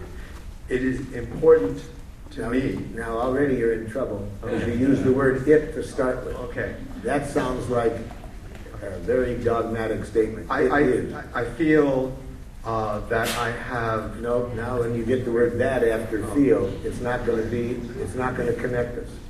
I feel frustrated. Now we're cooking. I have no control. No, that's a thought that you have no control. You feel frustrated now once the feeling is on the table with the speed of light connected to your need. I need to be able to solve a problem in front of me and not feel. No. Okay. See, every word we use that is not directly related to feelings, needs, and requests decreases the likelihood we're going to get what we want. I feel that I will. No. Okay. That's anything that goes, I feel that, is going to get in the way of you getting your needs met. I feel frustrated, and your need is what? Because your need for what isn't being met?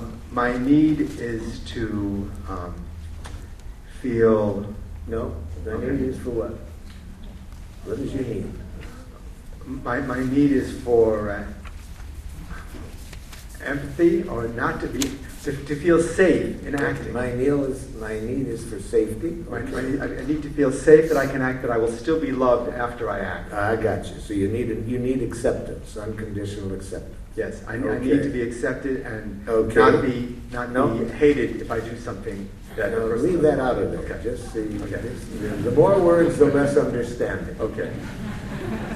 Okay, and now once the unmet need is on the table with the speed of light to a present request. Please let me. No, let me is not doable. Okay. You can do whatever you want to do. Okay.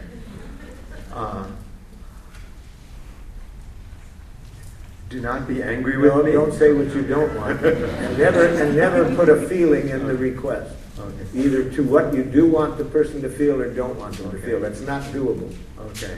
It's got to be a doable request. Please do not interfere while I spray the plants. That's a double whammy. You've judged me as interfering, and now I want to defend myself on that. That takes me away from hearing your needs. Okay. And you said what you don't want. We say what we do want in nonviolent communication. If you want to say don't want after the do want, fine. Like, I'd like you to do this rather than this. But we never just say the don't want. Okay. I'd like you to appreciate. No, not doable. Okay. The number one reason we don't get our needs met, we don't express them. We express judgment. If we do express needs, the number two reason we don't get our needs met, we don't make clear requests. Those are the two main reasons we don't get our needs met. We don't know how to express the need to begin with. Second, if we do, we forget to put a clear request after it. Or we use vague words like appreciate, listen, recognize, know, be real, stuff like that. Okay, what do you want me to do when I'm scared to death that you're destroying the environment? What the hell do you want me to do when I have that fear? And I also would like to protect the kids from it. And the animals. Anybody else?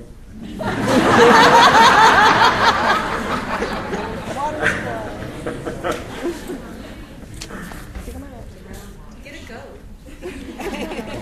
Or a shovel. I'd like to put the house on the market.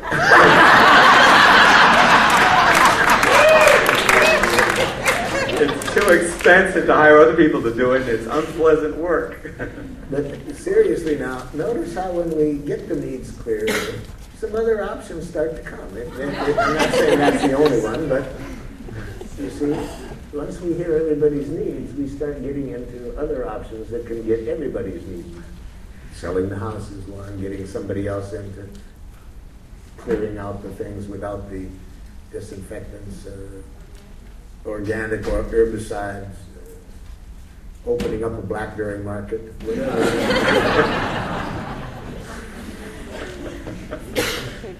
Yeah.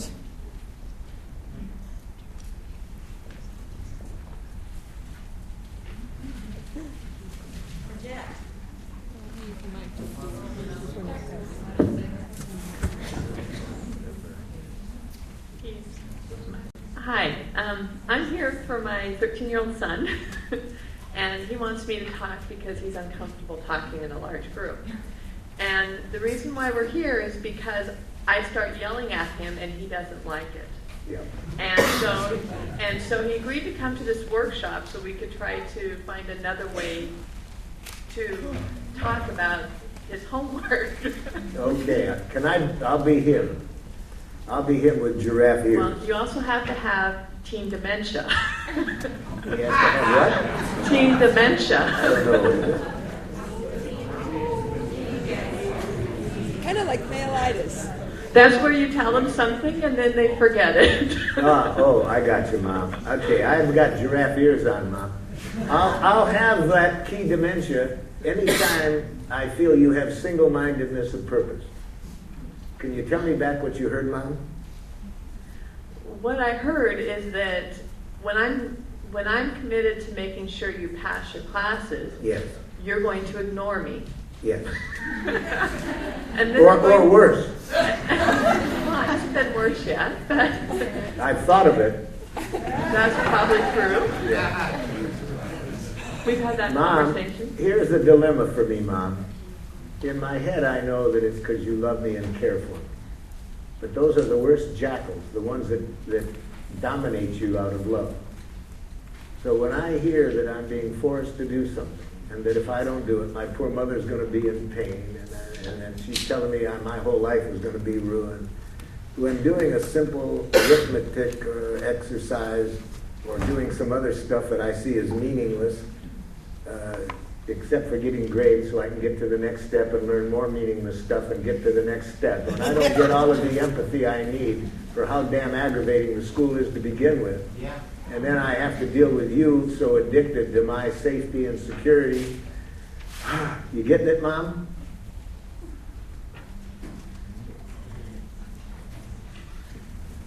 Let me check in with my director. How am I doing?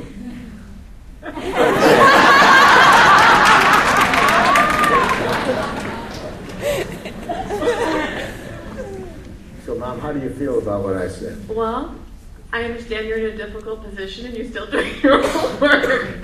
Well, then I didn't make it clear, Mom. I need you more to understand that abstraction, a difficult position. I really is serious. I need you to hear the pain I'm in when I'm already struggling with stuff that I'm required to do for so many hours a day that I really don't see how it serves my life, really, except that get grades and then you get this, and then, 50 years from now I have a good job. It's all about the future, Mom, and it's like there's no life now. How do you feel when I tell you that much, Mom? Well, we can make it more immediate. Mom, I need...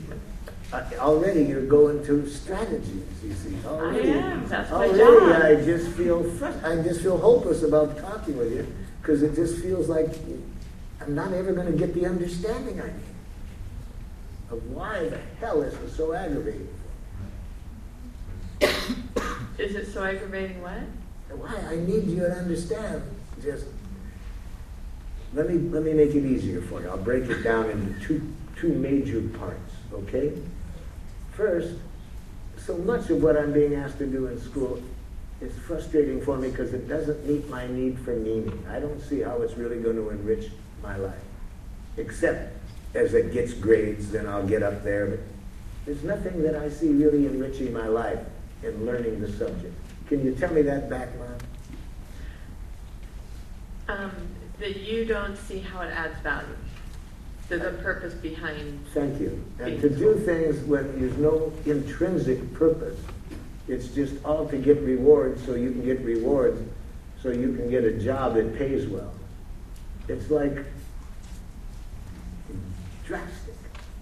If that's what life is, it's just drastic. So thank you for hearing that, Mom. Now, the second part is when I see you in such pain if I don't. And it feels to me like you have such single-mindedness of purpose. I feel both anger and guilt. Anger because I don't like to have somebody so single-mindedness of purpose trying to get me to do something. And guilt because in my head I know you going out of caring for me. And then I tell myself I shouldn't be this way. Can you tell me that back, Mom?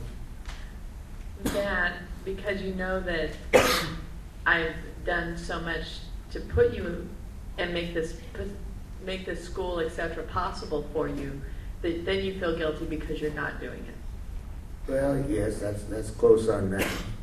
And then my anger when I feel that my autonomy is threatened because you have single-mindedness of purpose.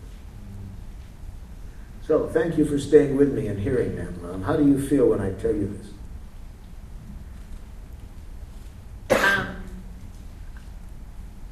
I wish life were different. It's That not. doesn't tell me how you feel. That tells me what you wish.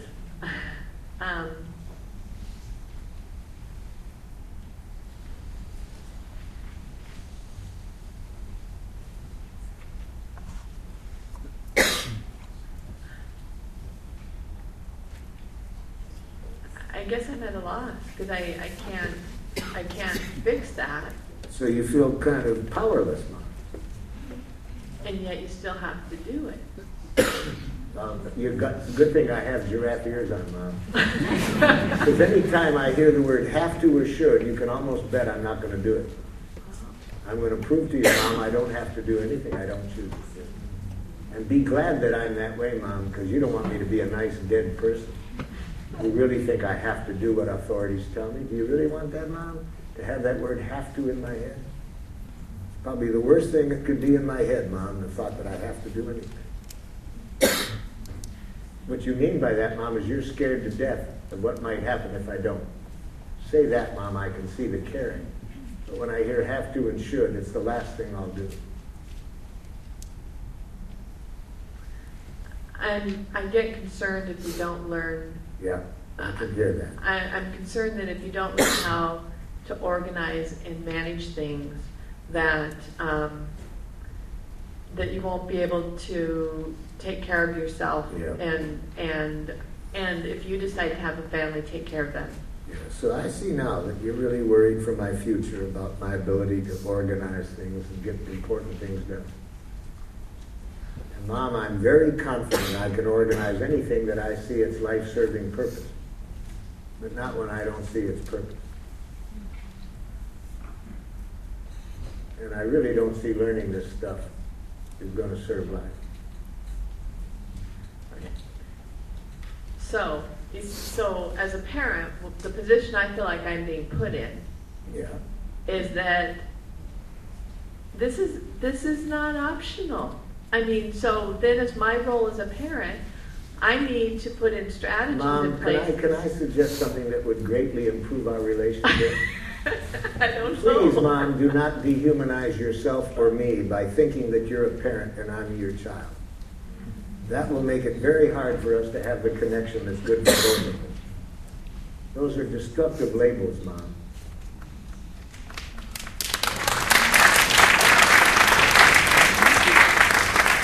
In our society, that puts you in the role of a cop, and that puts me in the role of a slave, the way those terms are defined. So let's use those terms for shorthand, expressions. We talk to somebody else, I have 3 children. But when we talk to each other, let's not see a parent and a child. Let's have the same quality of connection we would hope we have with anybody that we respect. How do you feel when I tell you that, Mom? I have a responsibility, and So I, let me cut through that jackal thinking, Mom, and see if I can hear your feelings. I have a responsibility is vague, abstract jackal thinking, Mom. If I'm hearing you, you're saying you feel scared what I'm saying because you really want to contribute to my well-being in any way you can. Is that what you mean?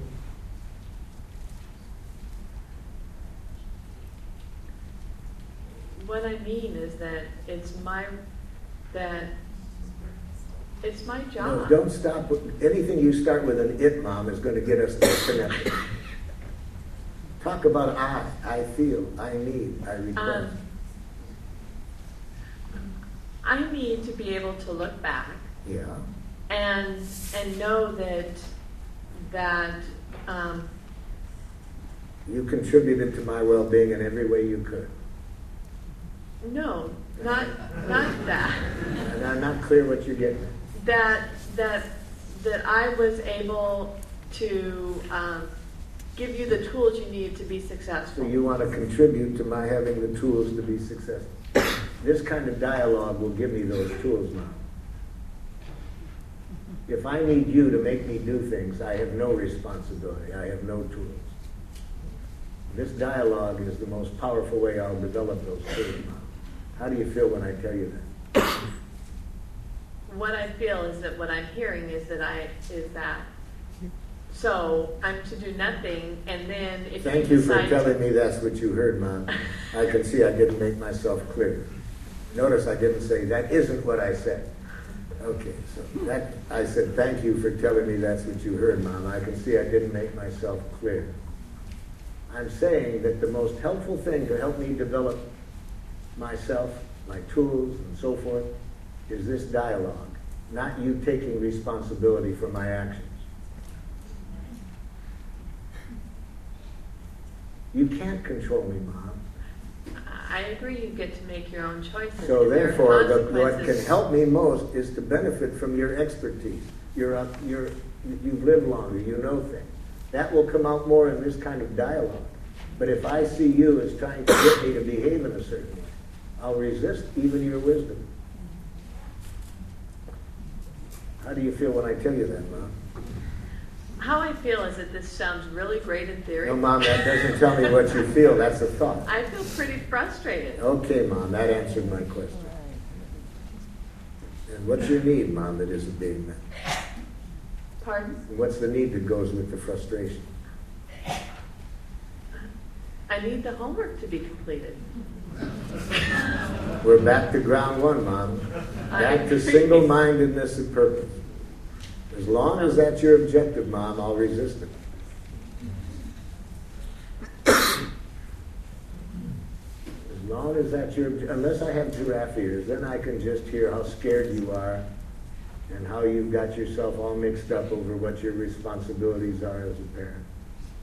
And then I might be able to figure out whether I want to do it or not. But if I don't have the giraffe ears on and I think you have single-mindedness of purpose to get me to do the homework, it's the last thing I'll do. Okay. How do you feel though, Mom, right now? I feel this is like a 5-year process here. And there isn't a solution that's going to Mom, happen you should have today. gone to Marshall's training earlier. He would have told you the secret to happiness is not to have children.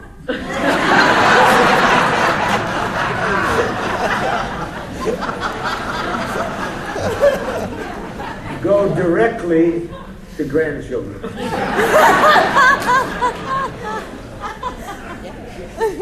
When I went through this with my son, his age, oh, it was painful because I lived in a society that said children have to go to school. And even though everything my son said made sense to me about when he told me how they were teaching him and what they were teaching him, I felt like you did, but you have to, and I had to stop and listen. And we resolved it.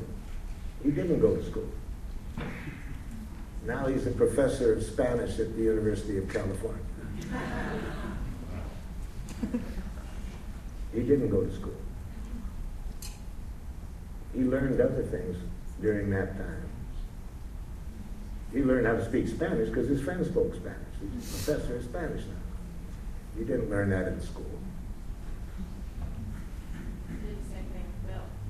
And he's in college now. Yeah. But we had to go to the judge because, yes, the law did say you have to go to school until you're 16. So we went before the judge. And as we drove down there, I said, now, if ever you had giraffe ears, make sure you have them on with the judge. Because we don't want to see an enemy image. He's just, here his need is to protect children. He means well. And he feels that it would really help children to have schooling. So I was very pleased with how my son put giraffe ears on and empathized with the judge, although poor judge then I could just see he didn't know what to do because he has two categories. Delinquent, you put him in one institution, or emotionally disturbed, you put him in another. Or the parent is somehow screwed up, you put them in jail. So he was just very confused. And finally he said to me, well, okay, if you want to ruin your son's life, that's your business. Yes. I am fearful that younger children will not have the patience to hear the giraffe talk. You have a concern that younger children will not have the patience to hear the giraffe talk. Right, and that they might just take a shortcut or go through the motions and kind of read it, kind of play it out as a script. So I'm curious, how, and is there any shortcuts that they can? I find that 4-year-olds learn this process much faster than adults, and much deeper, at a much deeper level. I have experienced that too, but some of them are just doing the motions. Yeah, but I get the same with adults. True. So then it's real test in sharing this to make sure that people have the purpose of it in mind. And that's not easy to get across to most people. That's why I keep repeating the purpose is not to get people to do what you want, but to create the quality of connection that everybody's needs get met. That is a radically different story than most of us have been taught. We have been taught there's a right and a wrong way to do everything. The authorities know what's right. If you want to make it in this world, you have to do what the authorities say is right. That's the story we've lived under. So now this is a radical paradigm shift. But I find 4-year-olds get it easier than the adults. Excuse me, I'd like to jump in here just a second, Marshall. Where are you? I see you. Right here. Right here. We did promise people a break, and I am torn by the intense discussion that I'm enjoying very much, and I see that other people are, and the need for people to maybe take a stretch break. So I am wondering, I'm asking all of you if you wish to continue and not have a break at this time until 1 o'clock, or if you would like a break. And I need some kind of show of hands or something to let me know if you would like a break or not. Let me clarify that, please. If you would like to continue, would you please raise your hand so that I can see? All right, that looks pretty darn near unanimous. Now, here we have an important key differentiation to make. Do we want to function by the tyranny of the majority or consensus?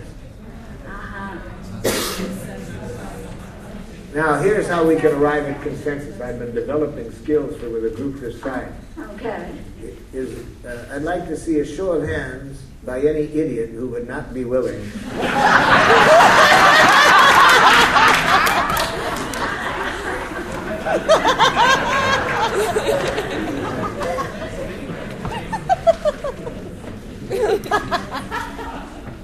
Seriously, if we say, I'd like to see a show of hands, and then we think that because 51% would be willing, that's what I call the tyranny of the majority.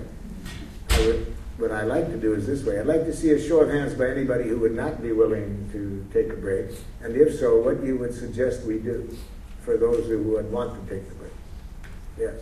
I don't want to take a break, and other people who don't want to take a break, if we sit and continue having a dialogue. So you would hope that those who want to stay could stay. Would that be all right with the people who want to go? Then what would you like, or want to take a break, what would you like of those who want to stay? Short break. Yeah. Yes. Stay. I love your music. The thing that I have, the thing that's most valuable for me is learning about the things where I'm all confused. And like your music is like a warm fuzzy, and I love it. But how about if you played music while people who want to take a break took a break? And there's evidence that people actually get more out of things if they take short breaks. And So I'm is anybody uncomfortable with that? A show of hands. Anybody uncomfortable that during the break I do some music? And what makes you not have a good taste about music?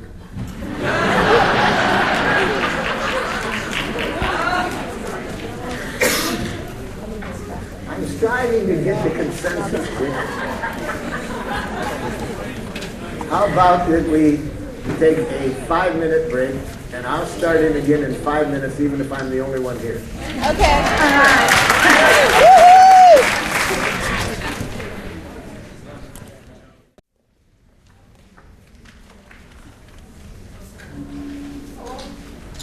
During the break, I had a discussion with two different people on a similar theme about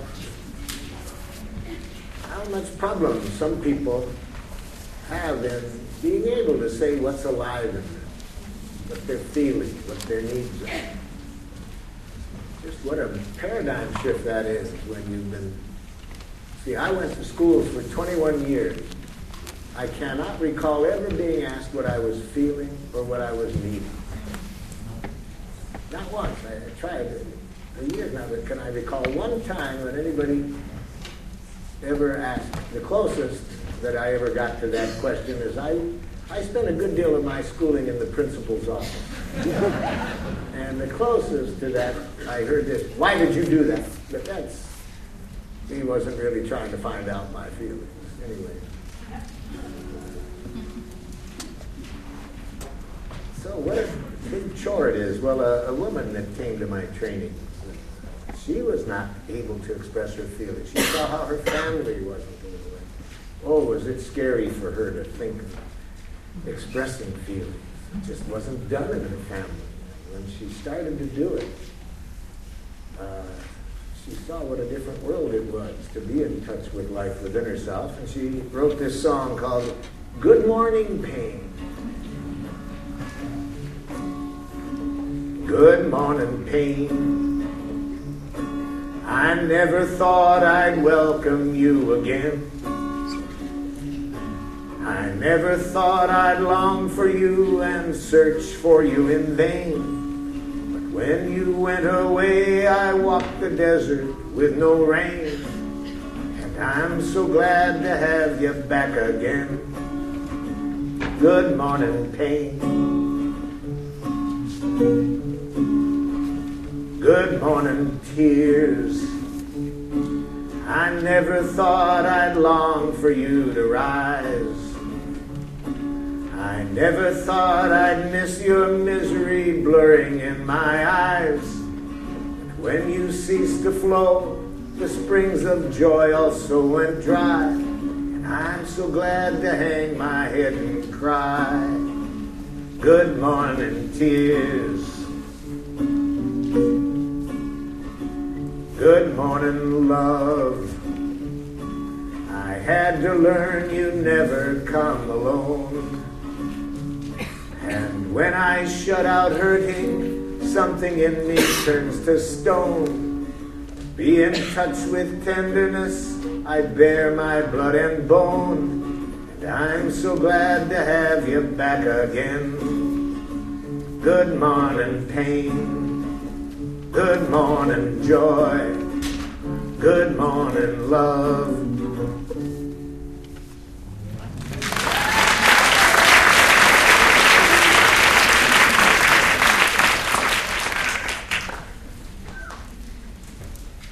Yes, way back. I have a request for assistance with my affliction of myelitis. Okay, you've come to an expert on it. I have a severe case. It appears after listening to all of this that thinking my jackal ears were off of my head, they appear to be on. Most of the time I do hear demands coming at me throughout the day with much of my immediate family. Yeah. And what I do have desire to change this cycle, but I guess it's the first step that I still need help with. It's that first moment when I hear the demand, and what I do is close the door. Yeah. And so I just need help with that first step. For me, I have to give myself empathy, self-empathy. First, I recognize it by the feelings. I'm usually angry, irritated. So I stop. Anytime I'm angry, I love it because it tells me I'm not connected to life in a way I want to be. So the anger is valuable. It gives me a chance. It's like a wake-up call. Hey, Marshall, you're not alive. See, I used to think that adrenaline in your system, you were really alive. Now I define life different. I define life not more just having some chemical adrenaline in my system, but to really be connected to life. What are my needs? What are the needs of the person in front of me? So the anger tells me I'm not there. I'm hearing a demand, or I'm hearing a criticism, or I'm making one. So I just enjoy the jackal show that's going on in my head. So how might that look? So you be the other person. What do you say that I hear as a demand? Well, I'm going to go back to the gate. Yeah. And I'm just going to say, I've told you 100 times to lock I'm the gate. already lost. See, I'm already lost. All I had to do was see that look. I told you. I'm angry. I'm pissed. I'm pissed. You know, here's the Jackal show going on in my head. You look like every damn teacher and parent I've had when they were angry right now. And I feel about the same joy in thinking of doing whatever the hell you want me to do right now as I did for them. That's all going on in me, real fast, something like that. So, I just enjoy the Jackal show. Enjoying the Jackal show is good for me and it's good for the other person, because then I know it's not them that I'm upset with. That this has nothing to do with that this stimulus, but that's in me. So that's a big step. Then I don't see them making me feel upset. I see the Jackal show. Then I take a deep breath and I see the need. See, all Jackal shows are horror movie descriptions of needs. So after I've enjoyed the horror show, I see the beautiful need behind it all. Oh my gosh, I have a desire to do things when I choose to do it and not when I feel forced to do it. Not when I feel the person is going to cut off love if I don't do it. They're going to punish me if I don't do it. Then I can empathize with the other person. So you're feeling kind of desperate of what you need to do to get your needs met. I can see the beauty in their needs now. And I'm much more likely to do it. Does that answer your question?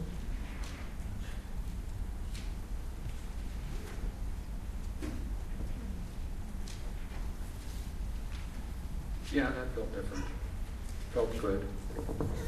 Now, I told you that my partner once said, you could read demands into a rock. And that came out of our deciding that whenever that was going on inside, she said, would you share that with me? Just share what's going on in you. And so, and it was good that I did that, because she liked that, to hear that that's all that was going on. Because when that's going on, non-verbally, I give off pretty scary things. So it was a pleasure to her to hear that all of that was going on. But after about 3 times in an hour, when I was in my mailitis and hearing a demand, then she said, my God, you could read demand into a rock. And I thought about that, and that's when I said, only if I love the rock.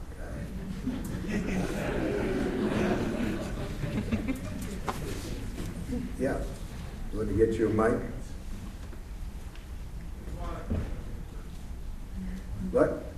Oh, there's one up there, okay. I feel my heart pounding in stereo here.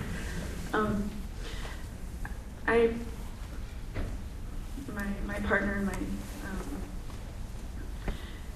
I really want for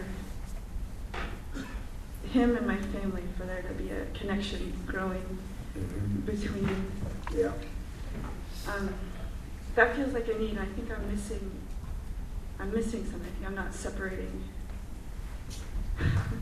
I keep getting angry. I make my requests, and he. Let me be him. I think we'll get at it quicker. Okay. I'll have giraffe ears on. What could I do to make life more wonderful for you?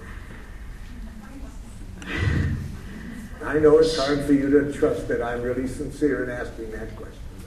I really mean it. What could I do to make life more wonderful for you? I would appreciate your willingness to come over every once in a while and just spend time with my family, with my parents and my sisters. It would make it easier for me to do that if before you made the request I heard what need of yours would be met. It's the need that makes giving juicy.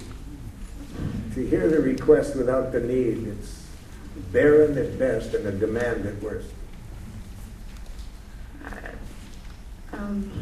Integration? I don't.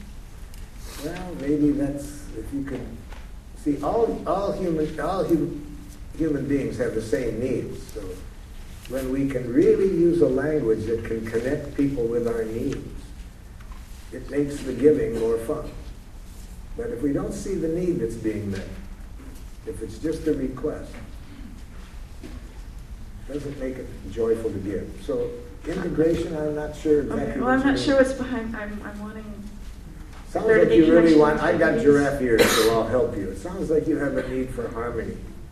Harmony amongst the people that you care for the most. Am I understanding that? Yeah, that seems like that fits. Ah, so that's your need. So you really have a need for harmony. That would mean an awful lot to you, and it's very painful when you don't feel that harmony. Am I hearing you correctly? Mhm.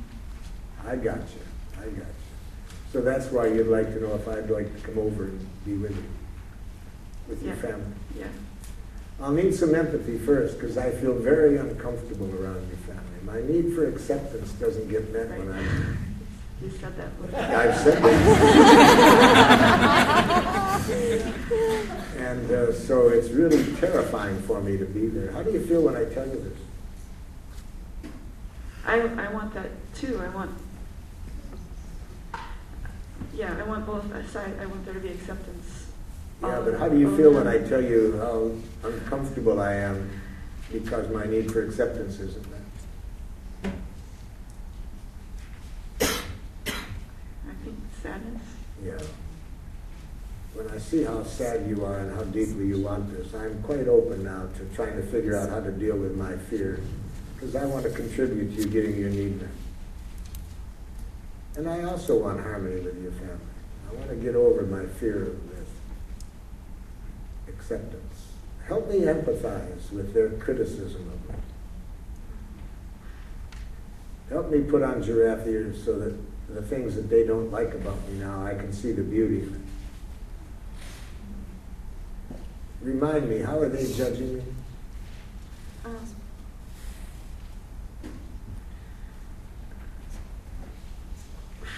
Well, I don't, without going into too much detail. No, I don't need to detail. I just need to know what they just remind me of the judgments they make of me that I'm afraid of. I've heard you say you're afraid that you won't ever be forgiven. Yeah, okay. So, yeah, I see they need empathy for their fear of what I did. They're still needing some empathy for that and reassurance that I've learned from that. Is that what you mean? Yeah, and I'm still needing empathy for how painful it is that people see me. They don't forgive me for that. So we both sides need empathy. They need empathy for how scared they are and how much they want to protect you. And I need empathy for what was going on in me when I did that, so people don't see me as something wrong with me. So how do you feel when you see both sides needing so much empathy? I think overwhelmed. Overwhelmed, yeah. Yeah, well, just talking like this has given me some of the empathy I need. And with your help, what I'd like to do is just really hear their fear without seeing myself as a monster.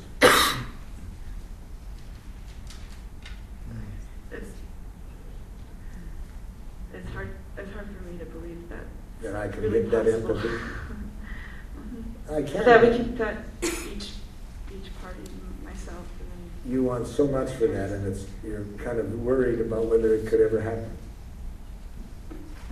If you and I can have this kind of dialogue, I'm confident that I can develop my giraffe ears so that I can hear their fear without taking it personally. How do you feel when I say that? I feel a willingness to try. Yeah. And if it's maybe more than we can handle, but maybe we can get a third sider to help us to create harmony in the family. Some outside giraffe to come in and help us connect with each other. That's another option. Okay?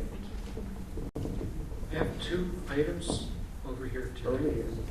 One is I have a need related to group harmony, to know that the process with the mother and her children and homework that was interrupted before our break has come to resolution. Has it? So in your request is? my request is to either pick up where we left off or to know That's a that that's wish. not necessary. That's a wish. So the request might be to ask the people whether they were finished or not. That might be one possible request, for you to ask them. Thank you very much. Yeah.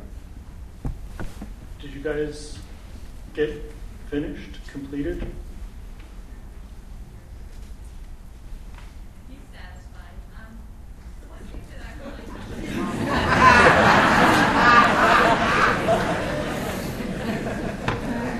is that frankly, I want to share that having the whole audience laughing while we're in process was, from my perspective, pretty disrespectful. Because what it felt like is it felt like the whole audience was judging me as wrong. And I want to share that I don't appreciate that. And also that this is a process that is, you know, people don't change overnight. So to expect that I should do something differently because that's how you think I should do it is unkind. So that's the feedback I'd like to give. So, if I'm hearing you correctly, it's very painful when your need for understanding and respect wasn't met by the clapping. Is that accurate?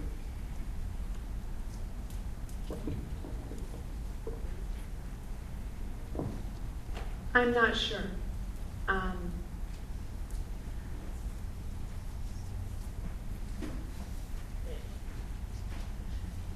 It's like this is an experience between the two of us, and I happen to open it up, and by doing that, then to have to be treated that way To treated what way? You heard the clapping as disrespectful. as judgmental. Yeah, and I would like you to tell me whether you would be open at the moment to hearing it in another way. I don't think so. Okay. Because I'm more concerned for you, because my confidence would be that if you heard what was behind the clapping, you would have felt good about it. But if you're not wanting to hear it now, I can understand that. But I did want to leave you with the fact that I do have that belief that if you had heard the feelings and needs of the people, you wouldn't have heard a criticism. And now I feel like you're diminishing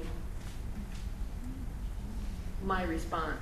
Yes. And how could I have let you know my request, what my needs were, without you interpreting it as my diminishing you?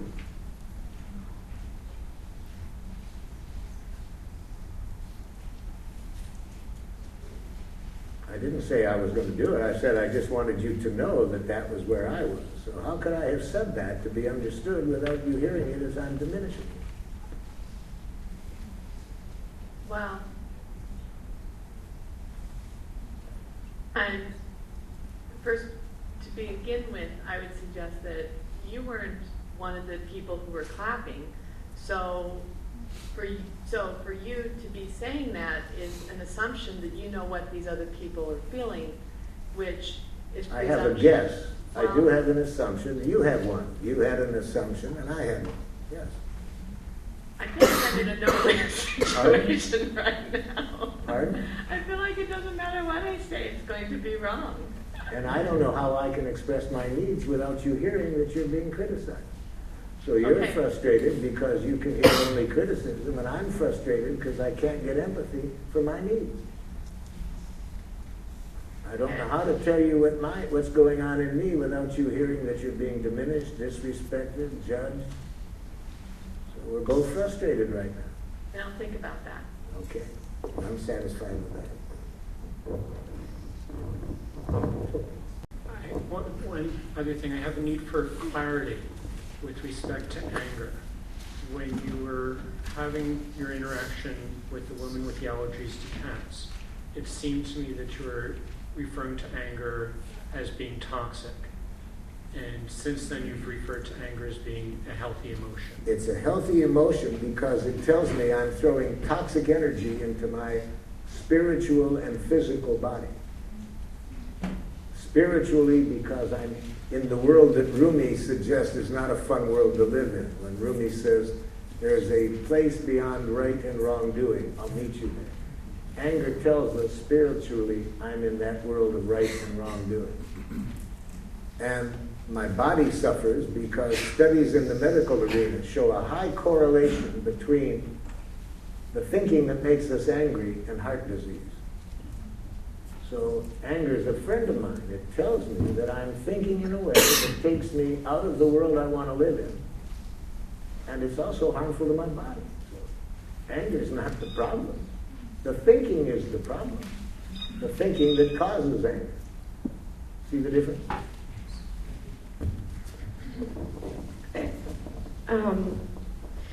I'm here on this side. I don't see you. You gotta raise your hand high. Right here. Hi. Okay.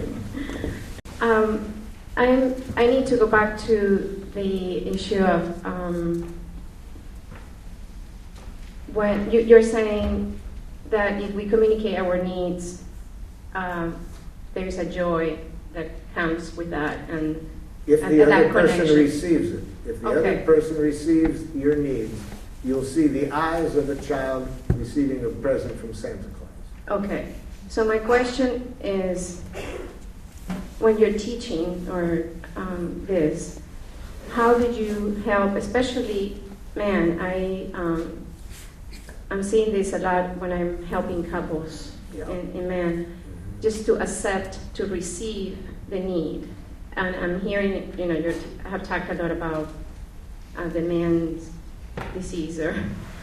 So, any recommendations about how to help receive the need? How do I deal with men who have trouble hearing needs as a gift? Yeah. I empathize with what goes on in them. When they feel the empathy, then they're open to learning how to deal with it differently. But if in any way they hear me judging them, they'll hear another demand. Because what I think what I'm seeing is that there is a lot of there's a generational issue of expecting that their needs are being met, but that they don't have to meet the other people's needs, and you have talked about that too. So. Not just a generational, but for 10,000 years. Yeah, exactly. Yeah. Many It's a generations. long time. That's exactly. Yeah. For So- 10,000 years, women should have no needs. Loving women have no needs. They suppress their needs for their families. Brave men have no needs. They're willing to give their life for the king, the flag, the president. So, real, mature, loving, good people have no needs. Needs are selfish. So you're saying that just by practicing empathy, you get there? I'm saying showing people a more fun way to live, they'll do it. If I empathize first with why it's hard for them to see it. To see the more fun way. And then I do everything I can that I don't in any way imply there's something wrong with them for being like they are. That's why I use a stupid statement like mellitus. That's a playful way of saying it. It's painful, but let's not get into thinking there's something wrong with us for feeling that. Thank you. Marshall?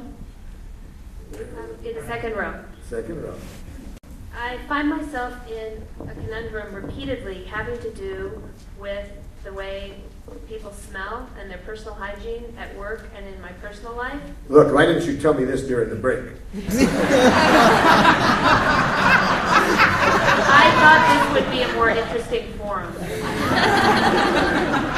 And I can't for the life of me figure out how to state my feeling, need, and a request where I feel any confidence that I'm going to create some connection with that person. I have managers asking me to go to coworkers and solve this problem because they think I'd be the Come right on to me person. and let's try it. Let's try it. Okay. I feel uncomfortable when I smell a strong body odor coming from you, and I would like to ask you to bathe and change your may I clothes. suggest something to you? Yeah. With a request like this, let's see two different kinds of requests. See, you're going to what I call the need fulfilling request. What the action, a need fulfilling request,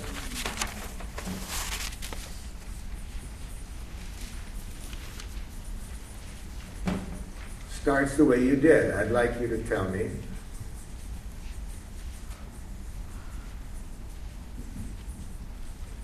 if you would be willing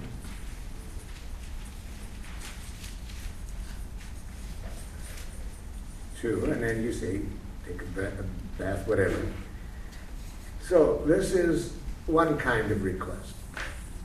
But I would suggest that we be conscious of perhaps the necessity, before we get to this kind of request, to get to a request that deals with the connection that exists at this moment between ourselves and the other person.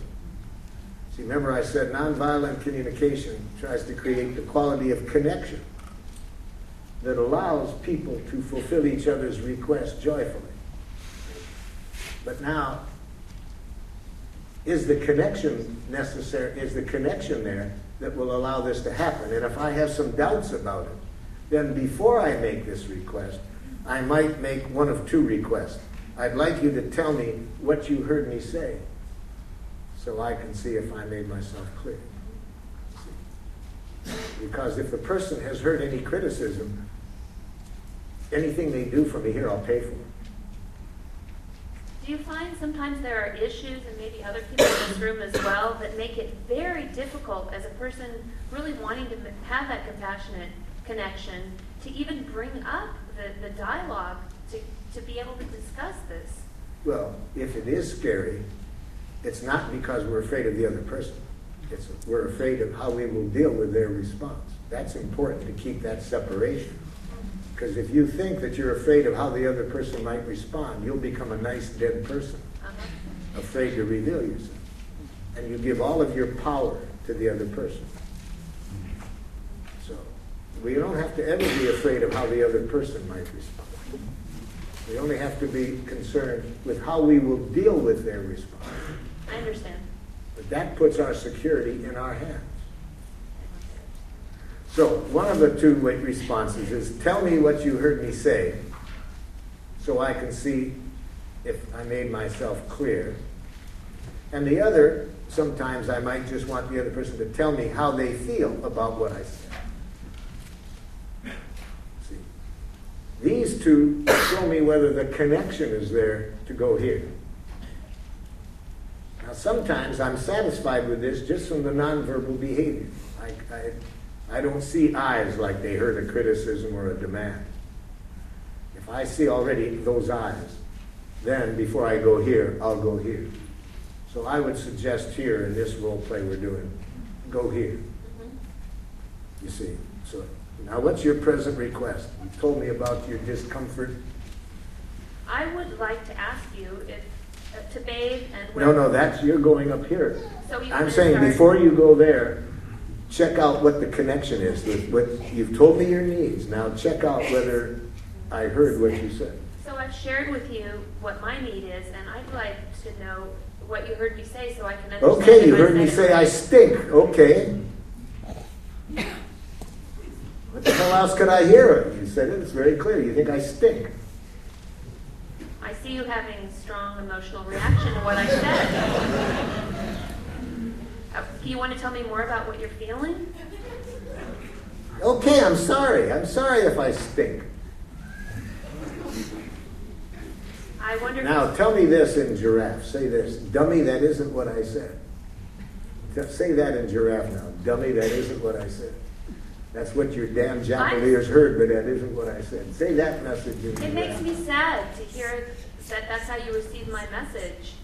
How could I have communicated with you so that you wouldn't have How felt could I have made my feelings and needs clear so you wouldn't hear it as a criticism?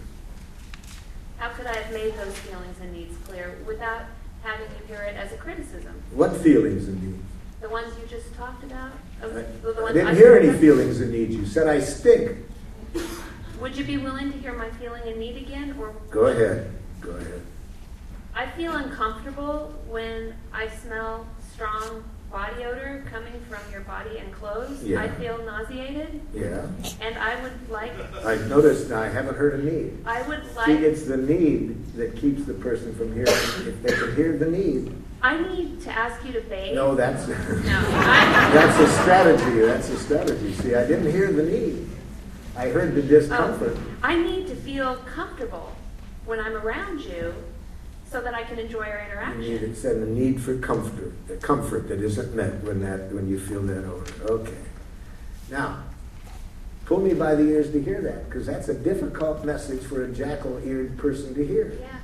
It's very hard for them to hear somebody's feelings and needs without hearing a criticism. They've been programmed to hear criticism. You see, so it's not easy. This seems like a simple little thing to hear that without hearing a criticism. But it's a radical paradigm shift. So pull me by the ears. Say, could you say that back? Could you let me know what you heard me say so that I can know if I did a good job communicating? You're uncomfortable when you find that odor, you're uncomfortable with the odor, and you have a real need to be comfortable when you're around me. That's exactly right. Thank you for hearing what I said. I'm feeling better about this interaction now. How are you feeling? Well, I feel a lot of feelings inside of it. If I had giraffe ears on, I would say this. I feel sad because I want to contribute to your comfort around me in every way. I'm also feeling annoyed at myself because I want to take better care of myself and do things like that, but I have this thought in my mind that I should take a bath more often, and then when I think that, I don't want to. And so I got a lot going on in me, but I'm glad we're talking about it. It sounds like you have a lot of good reasons to smell the way you smell.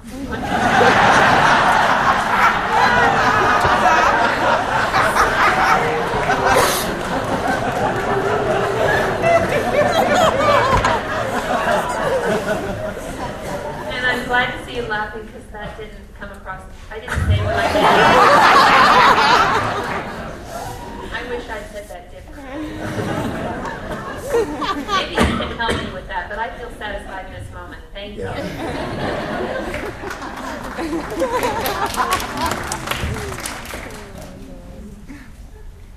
I'd like to go back to the thing we were doing in the beginning. Where are you now? Here. Oh, right in front of me. Okay. I'd like to go back to the thing we were doing in the beginning, stating needs to our partners. Mm-hmm. And I love what you say, but I get very confused if you break in, like right in the middle. So could I say the whole thing and then get a reaction from you? Is that okay? Okay. I need. Let's see, I've written a little bit.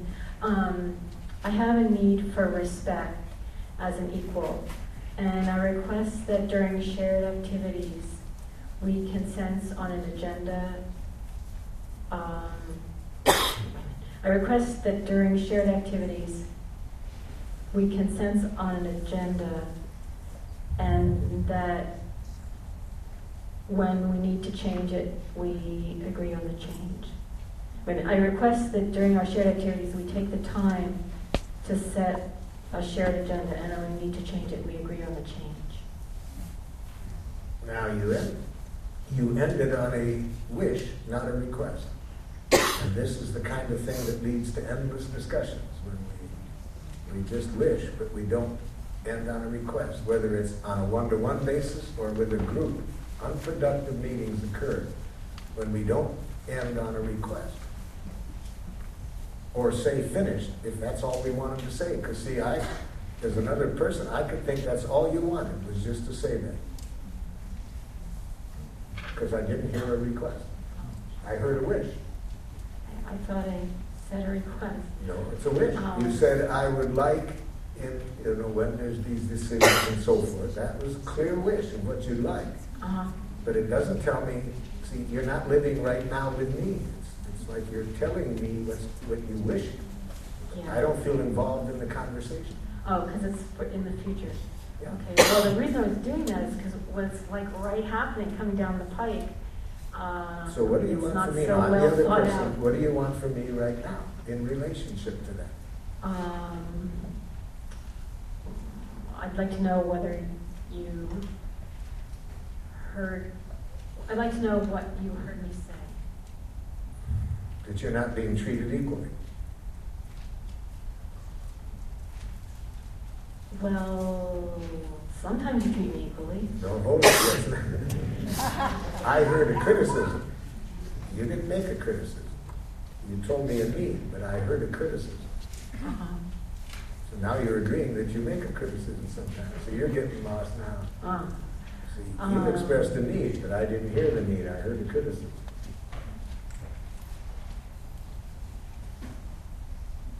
Well, usually I appreciate very much that you respect me.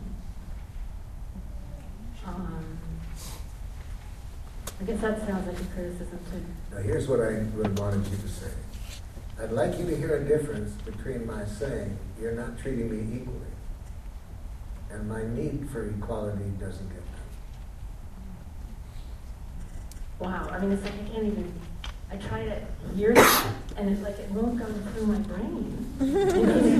Yes, and most I of us are blank that out. way, because it's a big paradigm shift to hear a difference between a criticism and a need. Okay, I need for you to say that again, because Okay. I I'm not saying that you are behaving in a disrespectful way or you're not respecting me. I'm saying my need for respect doesn't get met when that happens. Well, I mean, it's like I don't understand what you're saying. I guess Most maybe I'm too people much of a don't. Most beginner. people but- don't. If your brain has been programmed to hear criticism, it's a paradigm shift to hear the difference between criticism and needs.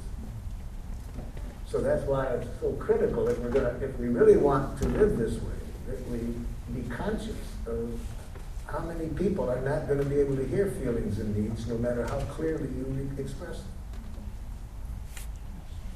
And the more you ask people to tell you back what they've heard, the more you will continue to do it, because you'll see how rarely we get understood when we speak a language of the heart in a world in which people have been programmed to speak jackal. Yeah, and that's exactly what's going on, because he's totally, I mean, he's so well-intentioned, And, I can see it's cultural conditioning. So now if I had So- giraffe ears, I would have said this back to you. I would have said, so your need for equality would be met better if if I were to involve you in this decision. Yes, Yeah. yes, and involve me as an equal, Pardon? as an equal, and. So you have a need for to be- equality. Yeah. Well, I mean, the Your person need can for be equality, involved. now when but you not- say treated as an equal, that gets out of need language.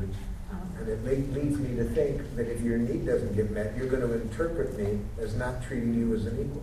And if I think you interpret me as not treating you as an equal, I have no joy in giving to you. I have no joy in meeting your need for equality. To whatever degree I hear anything that sounds like an interpretation, it takes away the joy of giving to you.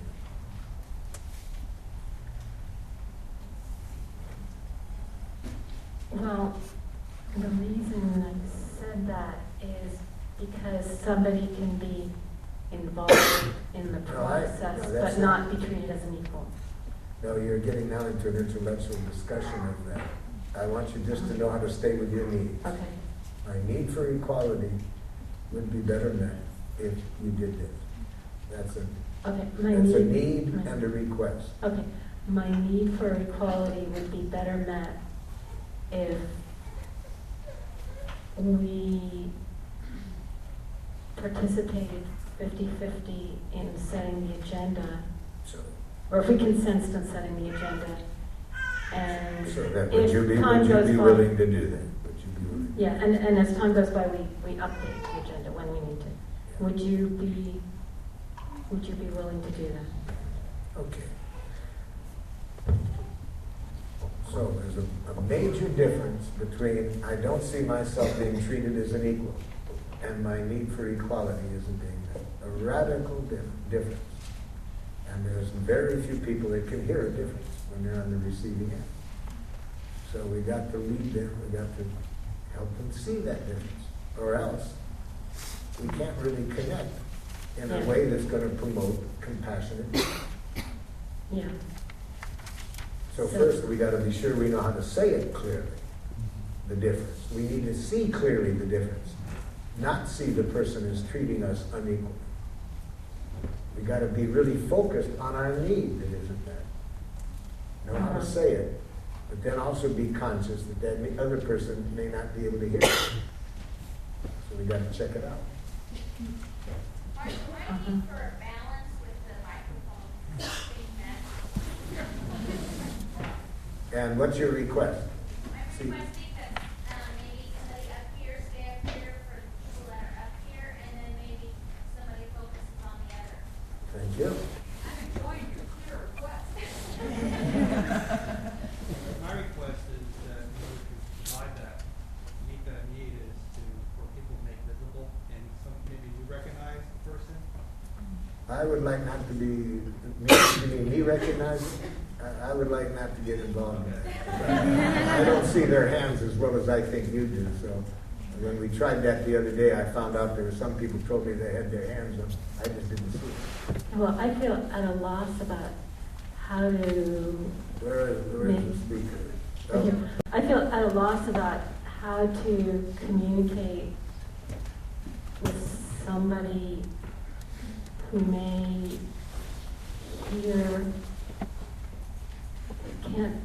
who may not hear the difference between my saying my need for equality is not being met.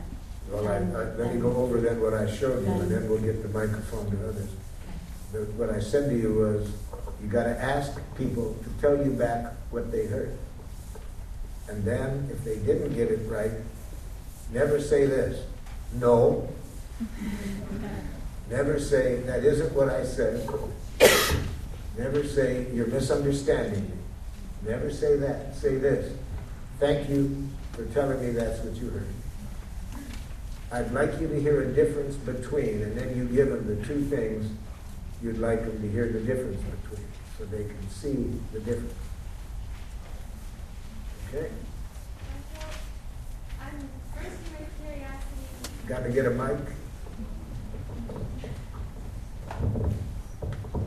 I'm bursting with curiosity because in a sensitive situation like body odor, I'm wondering how a person's emotion of embarrassment and then their defensiveness, how I can be sensitive to that. I think you are sensitive about it. You're aware that some people could hear it as a criticism rather than a gift. You see, if they hear the truth, it'll be a gift. I mean, if I can contribute to a person's comfort by taking a bath, that's not a big thing to have to make somebody's life more wonderful. That's only not a gift if I distort it and hear a criticism. So, why would that not be a gift to tell somebody that you would enjoy the connection better if they took a bath? It would only not be a gift if they heard a criticism. Okay, so then we have to make sure they heard the gift rather than a criticism or a demand. Is that dealing with your issue? Yeah, I'm wondering if somehow when you're bringing up a sensitive subject and it's clear that the person who has the issue is uncomfortable asking it, and so therefore it can come across as harsh. Then this is very important. If you're scared about bringing it up, say that. because unexpressed fear will almost always be heard as aggression. Say, I want to say something to you now, and I'm scared to death of it in any way being heard as a criticism, because I'm not wanting to make a criticism. So, would you tell me quickly if you hear any criticism? So if the person knows that's what's the intensity behind that fear, then I think they're less likely to hear aggression in what I'm saying. Hello, Marshall. My name's Barbara. I would like to express to our 17-year-old son, who's in his senior year and uncertain about his future, and I know he knows I'm terribly worried about that, and I've had this single-minded purpose about him creating plans. And I would like to practice with you a way to express to him my trust of his future choices when I am connected with him, when he's sharing what's going on with him. Don't say it, Mom. I'm the son with giraffe ears. Gabriel, I've been worried because of my need to connect with you. We've talked in the past about your future, and I really need reassurance that you know that I'd love to support you in any way I can, and I'm wondering if you would be willing to share with me how I could best support you as you go into the future. Could you give me more clarity, Mom, about what are you wanting me to say? What are you worried about more specifically? I'm worried that you don't feel our support for you. So you want to know whether I feel any, yes. I do have a fear, Mother, of bringing anything up, because when I do, it doesn't look like you enjoy my pain. Like, as soon as you see me in any pain, like you've got to fix it. And then I feel, if I don't have my giraffe ears on, I feel that it causes pain for you, and then I feel in double pain than I had to begin with. Could you tell me back what you heard me say, Mom? I'm hearing you say, Gabe, that when you want to express how you're feeling, that you hear or see pain, and that is not helping you express that. And then you not only not only see pain, but then it looks like you are in a frenzy until you can figure out a way to fix things. So I'm not meeting your need for respect about your choices because you see that I'm worried? No, you're not meeting my need for you to enjoy my pain. You would like me to enjoy your pain? Yes. As that weird guy Marshall refers to empathy. That's how he describes empathic connection. But I need empathic. I would like you to tattoo on your hand, Mother, empathic connection before advice. Empathic connection before fixing in any way. So you are really needing empathy and understanding. And if you feel that empathy and understanding, there may be a way for us to jointly strategize. Yes, thank you. And then I would like you, before you ever offer me any advice, I would like you to receive a request in writing from me, signed by a lawyer. That's what I want. That seems a little dramatic, Gabriel. I'm wondering what your need is. What need of yours would be met by that request? For you to check with me what I want after the empathy, before assuming that I want advice or to be fixed or so forth. So you, once I feel that, once that empathy has been shared with you, you would like me to check to see that. With what Marshall calls, I would like you to check then for my post-empathy request, because after people get empathy, there's usually something else they want, and it's seldom advice. So you'd like me to check in with you about what your needs might be after you received empathy, and not to assume that it's advice. Thank you. How do you feel when I tell you this? I am grateful for you sharing this with me, and I'm still worried that I will fall back into old patterns that have made you feel unsupported in the past. Then I could still deal with that even better, Mom, if before you jump in and give me the advice, you tell me your feelings and needs. So you would like to know what my feelings Yes, and needs when are you- before I give yes. advice? If you were to say something like this, when I hear you, I get real scared, and I just have a strong need to protect you in some way. If you just told me that feeling and need, rather than acting on it, rather, just to tell me that that's going on in you, then ask for me to tell you what I've heard you say, so then I can hear the connection. And then if you want to give me advice, get my permission for it. So say, there are some things, Gabriel, that I really am confident that if you do, it would make things easier for you. Would you be willing to hear them now? So if I saw the pain in you behind that advice, and then you got you checked out to see if that's what I wanted. After the empathy, keep in mind. After I get the empathy.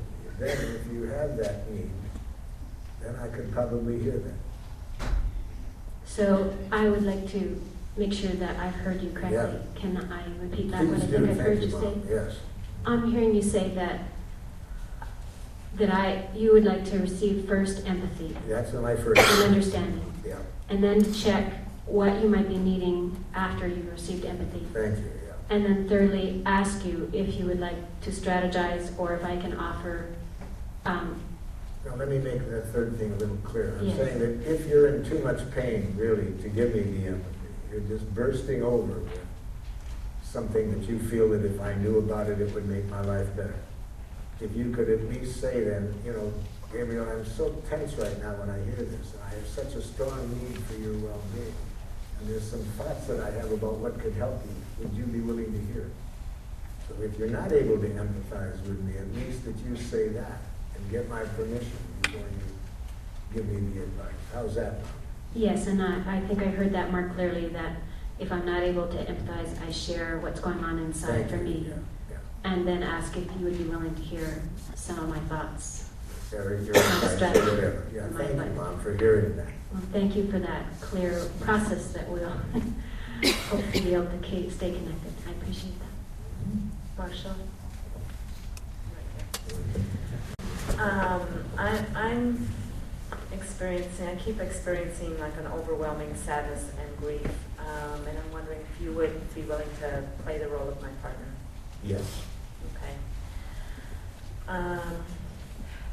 My strategies for creating meaningful connections within my family, with my partner and kids, with you and my kids, with you and the kids, has created the opposite of what I wanted, and I'm feeling overwhelming sadness and grief that I can't seem to let go of. I need meaningful connections with my kids, and to be in a situation where I like myself in the relation to the people that I'm with. Would you be willing to tell me how you feel about what I'm saying? Well, I want to be sure first that I have done it, and then I'll tell you how I feel. Okay. That is deep sorrow and grief because a very strong need of yours for there to be harmony and understanding between the people you care for the most. Well, connection, my connection. Your with connection. Them. Yeah. Your connection, yes. And that at the moment that need isn't being met to your satisfaction. That's right. And you want to know how I feel about that? Yes. I'm feeling some relief if that's in there that we're talking about it this way. And of course I'm feeling sad because I have a strong need for that need of yours to be met. I'm eager to hear whatever you would like from me that would better meet that need. I would like help in connecting with my kids, and would you be willing to help me express my mourning to our daughter? By help, you mean you want me to listen while you say what you'd like to say to her and then give you some feedback if I could suggest other ways of saying it? Yes. Okay, I'd be glad to do that. Thank you. I'm glad I'm checking out what you mean by help. Because if I hadn't gotten clear what you meant by that, I could very often have interpreted that a way that wasn't what you wanted, done it, and then when that wasn't it, you getting upset.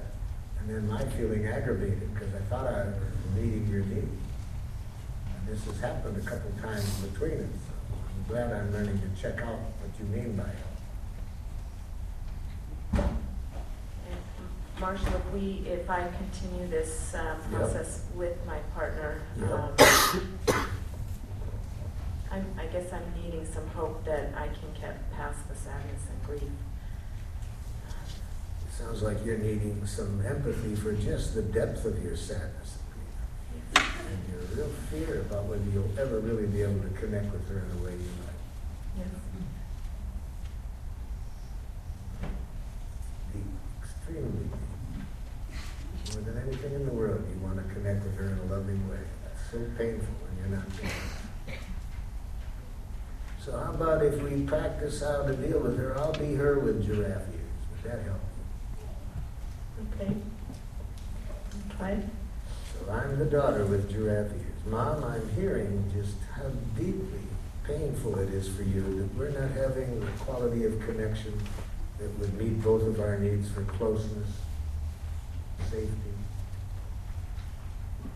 Yes, and I get really scared that my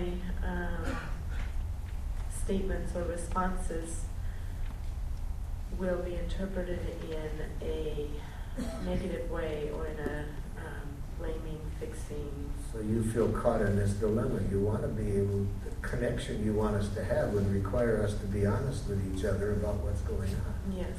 And you're feeling discouraged about whether you can do that and have it act and get understood. Yes. You're afraid it'll end up just the opposite. Yes. Instead of bringing us together, it will do what's happened at times in the past. It's separated us more. Yes. Yeah. And I'm so sad that in the past I didn't have these giraffe ears on.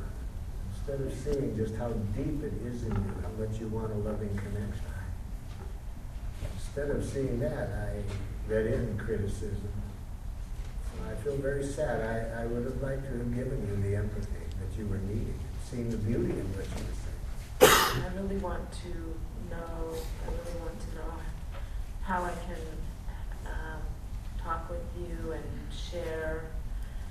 Okay, let me show you how you can talk with me and share. You be me now when I'm at my worst. And I'll be you with giraffe. And I'll show you what I would like you to do. You got it?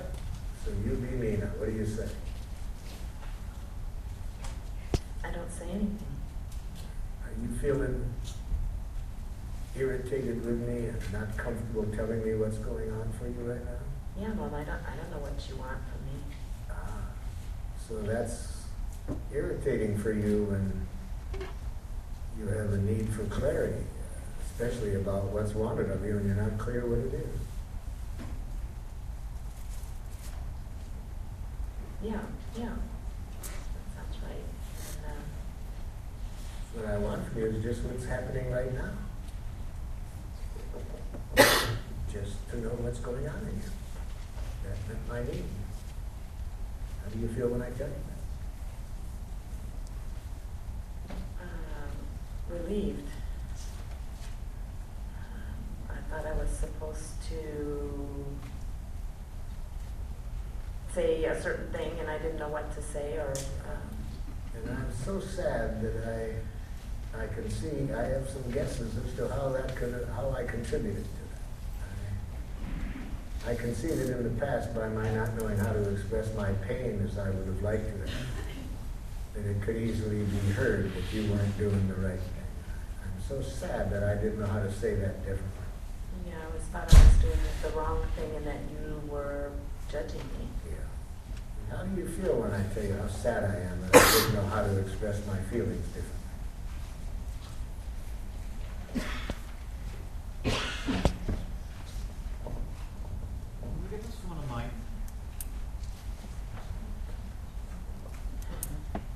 Are you done? No. Okay.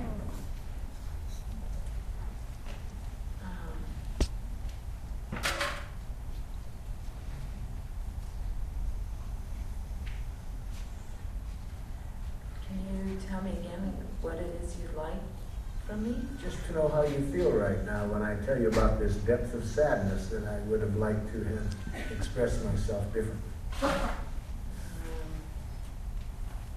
Well, I still feel a little confused about